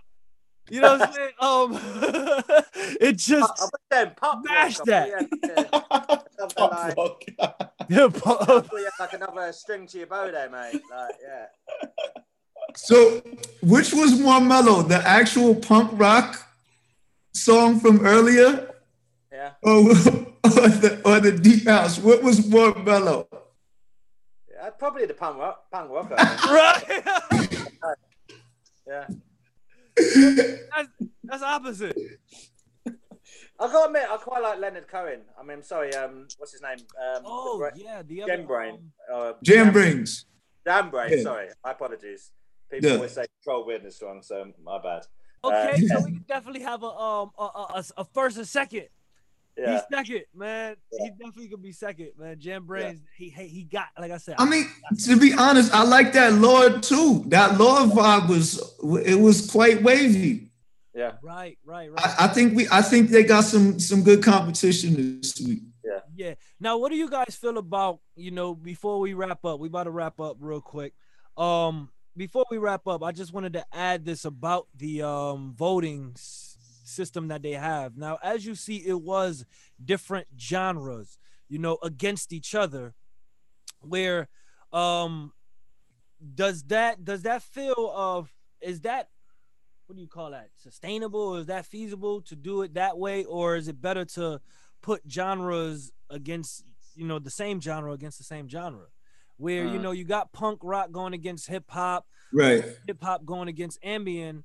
Yeah. Like, yes, the ambient just knocked out both, but at the same time, does punk rock you know, even it just doesn't match but, up. But then on the other hand, right? Jibba the Great on the polls on the board is winning right now. So we what we voted for might not even be what wins. Yeah, that's true, man. But well, it's harder even in the genre, isn't it? Like I said, we didn't really think that was punk rock. You know, we didn't hear the other songs, but right. If it had other punk rock and it is super fast, then what is it? I mean, and obviously hip hop, there's a million different types of hip hop, you know. Yeah. So I don't know. Do you have a trap beat next to a, you know, mumble rap next to a conscious hip hop? You know. Yeah. You're right. You're right. You know, you wouldn't want to do that because you're gonna. Like, yeah, you're right. You wouldn't want to do it like that too. You know, so that's a lot of separation. Yeah. Well, so for the listeners, we should point out that when you're on the Musicoin website, when you search, so this is just something that happens every week. They feature a top artist, right? And that's what we're showcasing. But there's actually per genre, you can see who got the most tips in that genre. Electronica, jazz, R&B, rap, and so forth. You can see who got the most plays in that genre. So I think Pup's about to show that to us now. But just to be clear on that, right? You're not just looking to whoever gets nominated for vote. And I don't even know how you get nominated for votes. So that's something we should talk about in another episode. But as of now, there are ways to just search within your genre. If you just really feel like listening to pop or rap or rock, you can just go right into that. So that's what you're showing now, right? Yes. So right now I have up the what I did was just click the empty search button right here, and it basically takes you to the main browsing page when you just click search. Okay. Right. Can I quickly mention something about that song? The song behind that video I done. So every time you listen to that Tiger Foundation song, which you can see in your window, that now it goes straight to the charity. So every time you listen to a song, it's going to a charity. So right here. Nice thing. Oh, you've already set that up? Yeah. Right so here. Wow. So every time it plays, they get money. So you're listening to music, you're given to a charity, and no money's coming out of your wallet. So it's quite a nice thing. Hey, right now, live on the show, we donating 10 coins right now. We donate 100 coins right now. Wow! Ding ding ding ding ding ding ding ding ding ding ding ding. Jackpot. Yeah, we need that sound effect, man. Like, yeah. Yes, but yes, okay. So, but this is that was the main screen that the main page that we showed at first, where you get to search your genre. You can get here, search your own genre of music, discover these new artists, discover these artists. Many different artists to choose from many different genres: pop, rock, hip hop and rap, alternative rock, electronic, techno, piano. Oh, look, I'm in the techno list. Yeah. Oh, there we go. Yeah. Look at DJ. New. Up there. Look at Deadly Booty. New. Yeah. Control where the control. Let me play. Yeah, we gotta play. It's only right that we play the DJ controlled. I love that first video. Like, I've got so into. I love them both, but on that video, but that first song, I love. Cool, man. I just put like 4 new. Well, I put loads of tunes up yesterday, but I just put because these are on vinyl as well.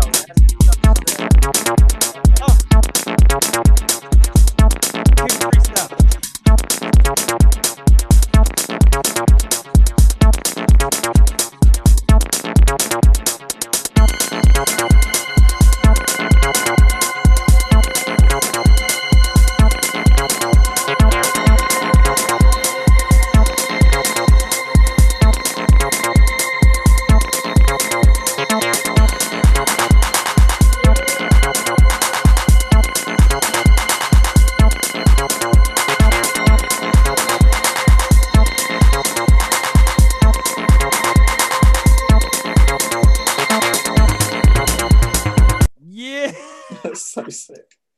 Yeah, I'm on the rock. Yeah, you can just rock to that and do like, oh man. Look at my screen right now. Come on. Look at my screen right now. It's 9 o'clock in the evening here, and it's got me wanting to go out, and it's a Sunday. Daniel, I shouldn't be feeling like this right now. All right. Yo, that was the screen rocker. I'm gonna have a Horlicks and go to bed. That's what I need. So all right, fellas. We have definitely, brought this show in with a bunch of energy. But yo, before we bounce, I gotta say something about my thing about Black history and about Dylan Nugent. Of course. So this week, February 7th, I believe, was the birthday of one of the greatest, Neil mentioned earlier, out of Detroit. And this is Jay Dilla, James Yancey. His influence was very wide, and in the spirit of Musicoin, he really gets his props because he's one of those individuals who work with the biggest stars in the world, but he also worked with the local round-the-way cats, Slum Village to Tribe Called Quest to Busta Rhymes, MF Doom. I could go on and on. Whether you want to go to your most favorite underground to your most favorite commercial artist, he was there. But he was a humble dude, Common, right? He was so humble that a lot of my favorite songs, even when I was a fan of Dilla, I didn't even know that he produced some of my favorite songs. Wow. And a lot of people share that experience where they'll hear something years later and go, wait, Dilla produced that? I already knew he was dope. So we want to take a moment to say rest in peace, Jay Dilla, live in production, Jay Dilla. And his brother on the same birthday out of Japan, Nujabes, a very similar type of influence where he almost has a cult following and people are still listening to his music now. But in the commercial mainstream, again, like Dilla, people would find out later that they liked his music. So there's an artist who I spoke to this week. His name's Substantial.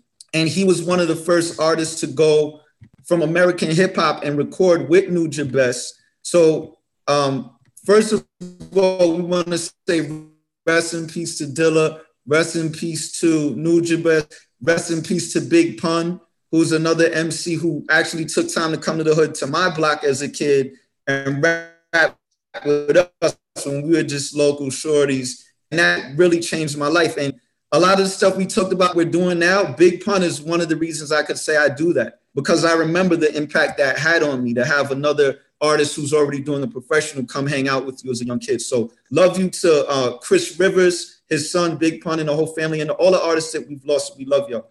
If I can, I just want to send a shout out to Substantial. I'm going to share my screen with you, and I'm going to play the song that Substantial, who collaborated with Nujabes, added to Musicoin. Can everybody see my screen? Yes. Yeah. All right, let's go ahead and play this. This is called Exposition by Substantial.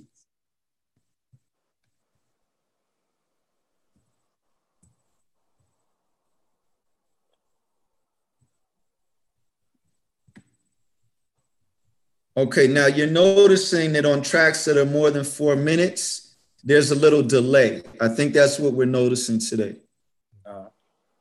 So I think that's something the developers are working on right now.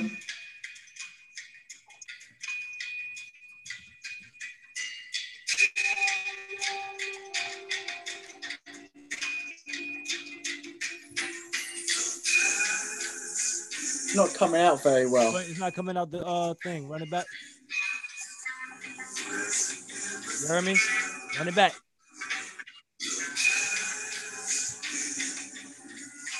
Suffice. You can hear it. Rewind. Rewind. Reload. Pull up. Hold up. Pause it real quick. Hold up, selector. When unshare your screen, and when you press share screen, it's gonna say at the bottom of it, it says share computer sound. Okay. Okay. Share screen, share computer. Okay, got you. See, first episode, I'm learning. This is real. Here we go.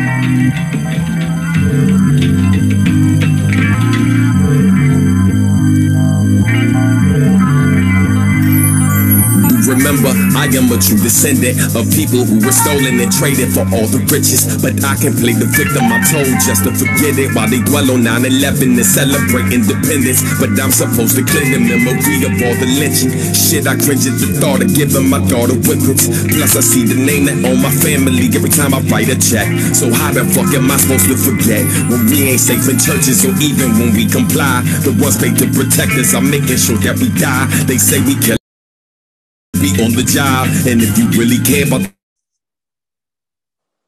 that is sick. That is well, yo, that's sick. That is amazing. That's sick right there. Pause it, because the internet connection must be slowing it down. Yo, bet my bottom dollar he wouldn't be there with you. He was the wrong shade. You probably been the same. Powerful track. Nice, man. Powerful. Oh, am I still sharing my screen? So I threw a tip on there too. Definitely threw a tip on. What was that? Oh, by the way, shout out to my shirt. Every month I do a shirt. This one is, in America, it's Black History Month. This shirt says, Black history is the root of all history. I'm not sure if you can see it, but do you have Black History Month in England? We do. It's like it's October in the UK. Oh, wow. You get an actual long month. Yeah, we get a longer month. They give you the short. Yeah, we actually care in the UK. yeah, exactly. Yeah. A whole, you get a ours is almost over when it starts. Yeah, exactly, man. Exactly. So racist, man. They just give you the short month. It's just like, I know. Like, wow. I want to y'all need to get us some gigs out there in October, man. The hip hop guy passed a couple of days ago, Lovebug Starsky. So yeah, rest in peace. Old school hip hop. I mean, I grew up. I love my old school hip hop. I'm talking like 70s and early 80s. That's when I got into it. He was like, used to play at Harlem World and Disco Fever, and he did all these, Dancing Party People is the one I really like. It's like super rare. Goes for about £400 now. But like, he passed. And he's like a proper old school original MC from back in the day. You know, yo, paved the way. Shout out to C-Dub for the extensive history that he got in this pioneer. field. I mean, like, he's a pioneer. He was proper pioneer, man. From the beginning. In fact, some of y'all will know him because you know Biggie Smalls. And there's a track, I think it's Juicy, but there's a track where Biggie Smalls shouts out, "Love Bug Star Ski." You know, Busy Bee, Kid Capri, "Love Bug Star Ski." A lot of people, they know the lyrics, but they don't understand where that came from. That's because he was that powerful of a pioneer who set the stage. That is the truth. That's the truth. The B-boy and B-girl community also show a lot of love to Love Bug. So we got to keep the traditions going because we're losing the people who know the original stories, you know? So we got to learn these stories so we can pass them on correctly. Yeah, no, sure, definitely. Man. Yeah, Correct, sure. Man. And you know what? I appreciate having you two on this platform to be able to break that down, because you self-suffice. I know you have your history, your history in hip hop, and and with the experience and history that CW has, is definitely is powerful combination. Like, y'all can go back and forth about old school hip hop. Oh, y'all can do a whole show on that. Matter of fact, no, this is the thing that's almost, I'm like itching when we're talking about deep house. I've got these records down. I almost want to go, I'll check this one out. I've got this one here. But like, yeah, the show would be like 8 hours. So like, we just gonna do like at least 10 episodes, because we got too much to say in one. I've got a section up there of old school OG rap. It's worth a fortune. Wow. Mate. So if you want if everybody that's listening, when you listen to this on the playback, y'all ready for that old school breakdown with the vinyls, because his vinyl collection. That's sick. Wait, are those cassettes behind you? Do you have cassettes in there? Yeah, I've got some cassettes. Vinyl. Okay, so we're gonna have to do one episode where I go in the basement with my cassettes, you get your cassettes, and we start pulling cassettes out on them. Yeah, like, yeah, man. I've got bring your scotch tape and your pencils. My vinyl collection is absolutely pathetic compared to that. Like, absolutely. Yeah, Dan, don't try and compete. Yeah, it's like. Trust me, I can't. That might happen in the next episode. Let's do that. Let's do that next Sunday. Next Sunday, we going into your collection. So, yep, have him ready. Show us the collection. I'm pretty sure everybody is going to love to see this episode. That is so. What is each person's number one highlight about blockchain technology, where you would say, okay, this wasn't just another vlog from another music platform, but there's something that this kind of technology is doing differently from other platforms? And it's not just having an extra delay when the song is over 4 minutes. It's got to be. There's no advertisements, right? It has to be the advertising and the peer-to-peer. Yeah. Smart contracts, just UBI in general, really, I think. So we got easy contracts. We got no subscription fees, no advertisements. What else, Neil? What would be one other technology difference that separates this from other? Well, to me, the interesting thing is cutting out the business, direct bureaucracy, the artist in control.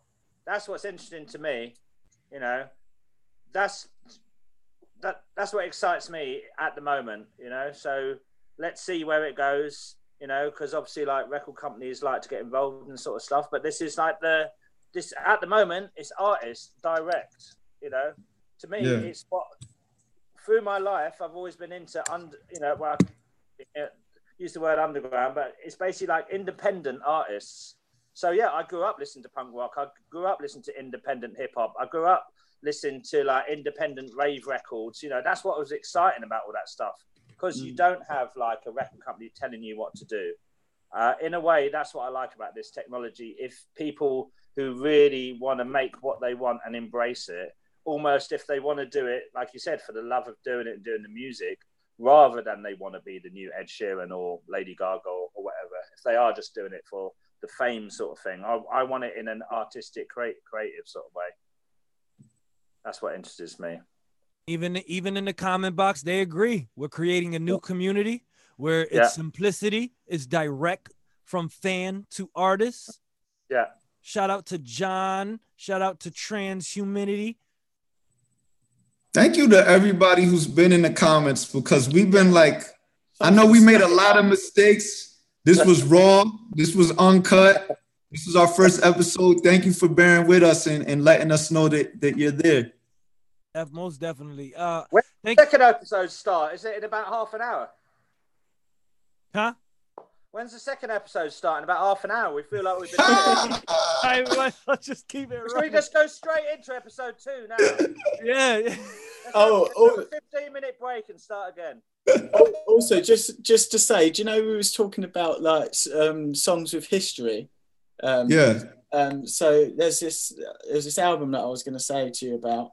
It's called the band's called The Edge of Daybreak, and they recorded like they're soul singers, and they recorded their songs in like a sort of prison, because that was where the slaves were kept in that time. So they went back to record their music in that, and you can hear like the imprisonment of like the acoustics. But it's so soulful and so like it's just amazing. But yeah, you should check them out. There's a real nice story behind that, The Edge of Daybreak. Most definitely. So is there anything else we need to quickly let the people know before we go? Besides, make sure they share, like, and subscribe. But one more thing, bro. I just remembered as you were talking. So there's a embedded playlist on the site, but we're developing an embeddable playlist, which means you can play, like we said, not just your own music, but you want to share other music on your website, on your blog, on wherever. So I'm gonna share my screen real quick, and you can see the beta. Okay.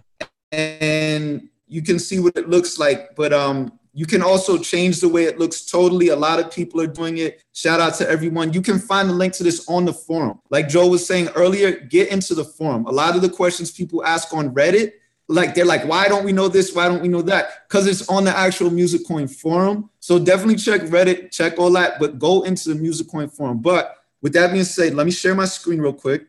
And okay, so here you should be able to see a list of people, and you've got all different genres. So you've got deep jazz, acoustic. You've got genres that I don't even know about, honestly, but we just try to add completely different artists and try to have at least a different artist every day. So every time it's updated, we add. And again, you could just add all your own music to a playlist. If you just want to play that on your website for fans to preview your stuff, you could make it a pop-up. So like, for instance, if you go to your own web page, you can make it so that your Musicoin player pops up first. And that's what happens on my page. As soon as you load it, it'll pop up. I've already popped it up and closed it, but here you'll see how I have it embedded. So this is that same kind of playlist here, right? And again, any other artists as you want, okay? So there's always development going on. That's a great point, because people that want to listen, they do want to be able to just go and listen to go to Musicoin and listen. And that is definitely in development to be as simple as possible, especially with these new playlists coming out like this. Like and even Dan, you mentioned about the new wallet is also gonna have a playlist. So it's we got some things down the pike to be excited for. An integrated music player on the wallet. That's just great, I think. Yeah. Because people, I'm always thinking, oh, it takes so long to sync. I bloody hate this wallet. And then if I can actually listen to music while it's syncing. That's brilliant. That's a great thing. Yay. Okay, how do you say brilliant in England? Brilliant. Brilliant. Brilliant. That's brilliant. No, I'm saying it wrong. Brilliant. Brilliant. All right, I'm gonna stop trying now. It's getting worse every time I try. And yeah, seriously, mute him. Okay. Yo, I'm out of here. Y'all gotta mute me. I'm up past my bedtime. Found English accent. It's 4 in the afternoon. It's past my bedtime. Oh man, what? Still got the whole half of the day to go. And I'm not sober. I mean, I'm not high or alcoholic. That's what's funny. Can you imagine? Listen, yeah. Sunday that's why we bring this show to the. That's why we bring this show to the family. All the Musicoin family that's joining, new artists are being discovered on this platform. We got listeners now coming in wanting to know how they can support their favorite artists. Why should they even join Musicoin? This is the platform that's showing you why. I'll tell you one thing too. I'm about to buy some Musicoin on the exchange because the value is like around 2 cents right now. Talk to him. And this is an investment advice. Again, just being honest, like it's only around 2 cents. It might be less than 2 cents right now. So I'm about to go buy some on the exchange. We'll probably do an episode later about like how to do that and how the exchange works. But it's good in more ways than just the music, in my opinion. I'm gonna leave it at that. Yes, that's what I'm talking about, and that's every reason why we can be excited to what's coming down the line and what's being done right now. We are all artists that's participating in this community on this platform, and we're seeing the benefit in real time. So we're living proof of this also, and that's why we bring this platform called Musicoin Plays, aka MC Plays. MC, huh? What? Yeah. Hey. What? I was just kept just to hear that song. So, is there actually any last words from DJ CW? Nah, I'm hungry, man. Let's finish. Same. Any last words from Daniel? Cheese and toast for me, I think. Let's finish it up. Yeah. Yeah, man. All right. Any last words? We good? Yeah, we're good, man. We good. Peace and love, everybody. See y'all next week. Peace, y'all. Keep playing and paying. Get Daniel a name.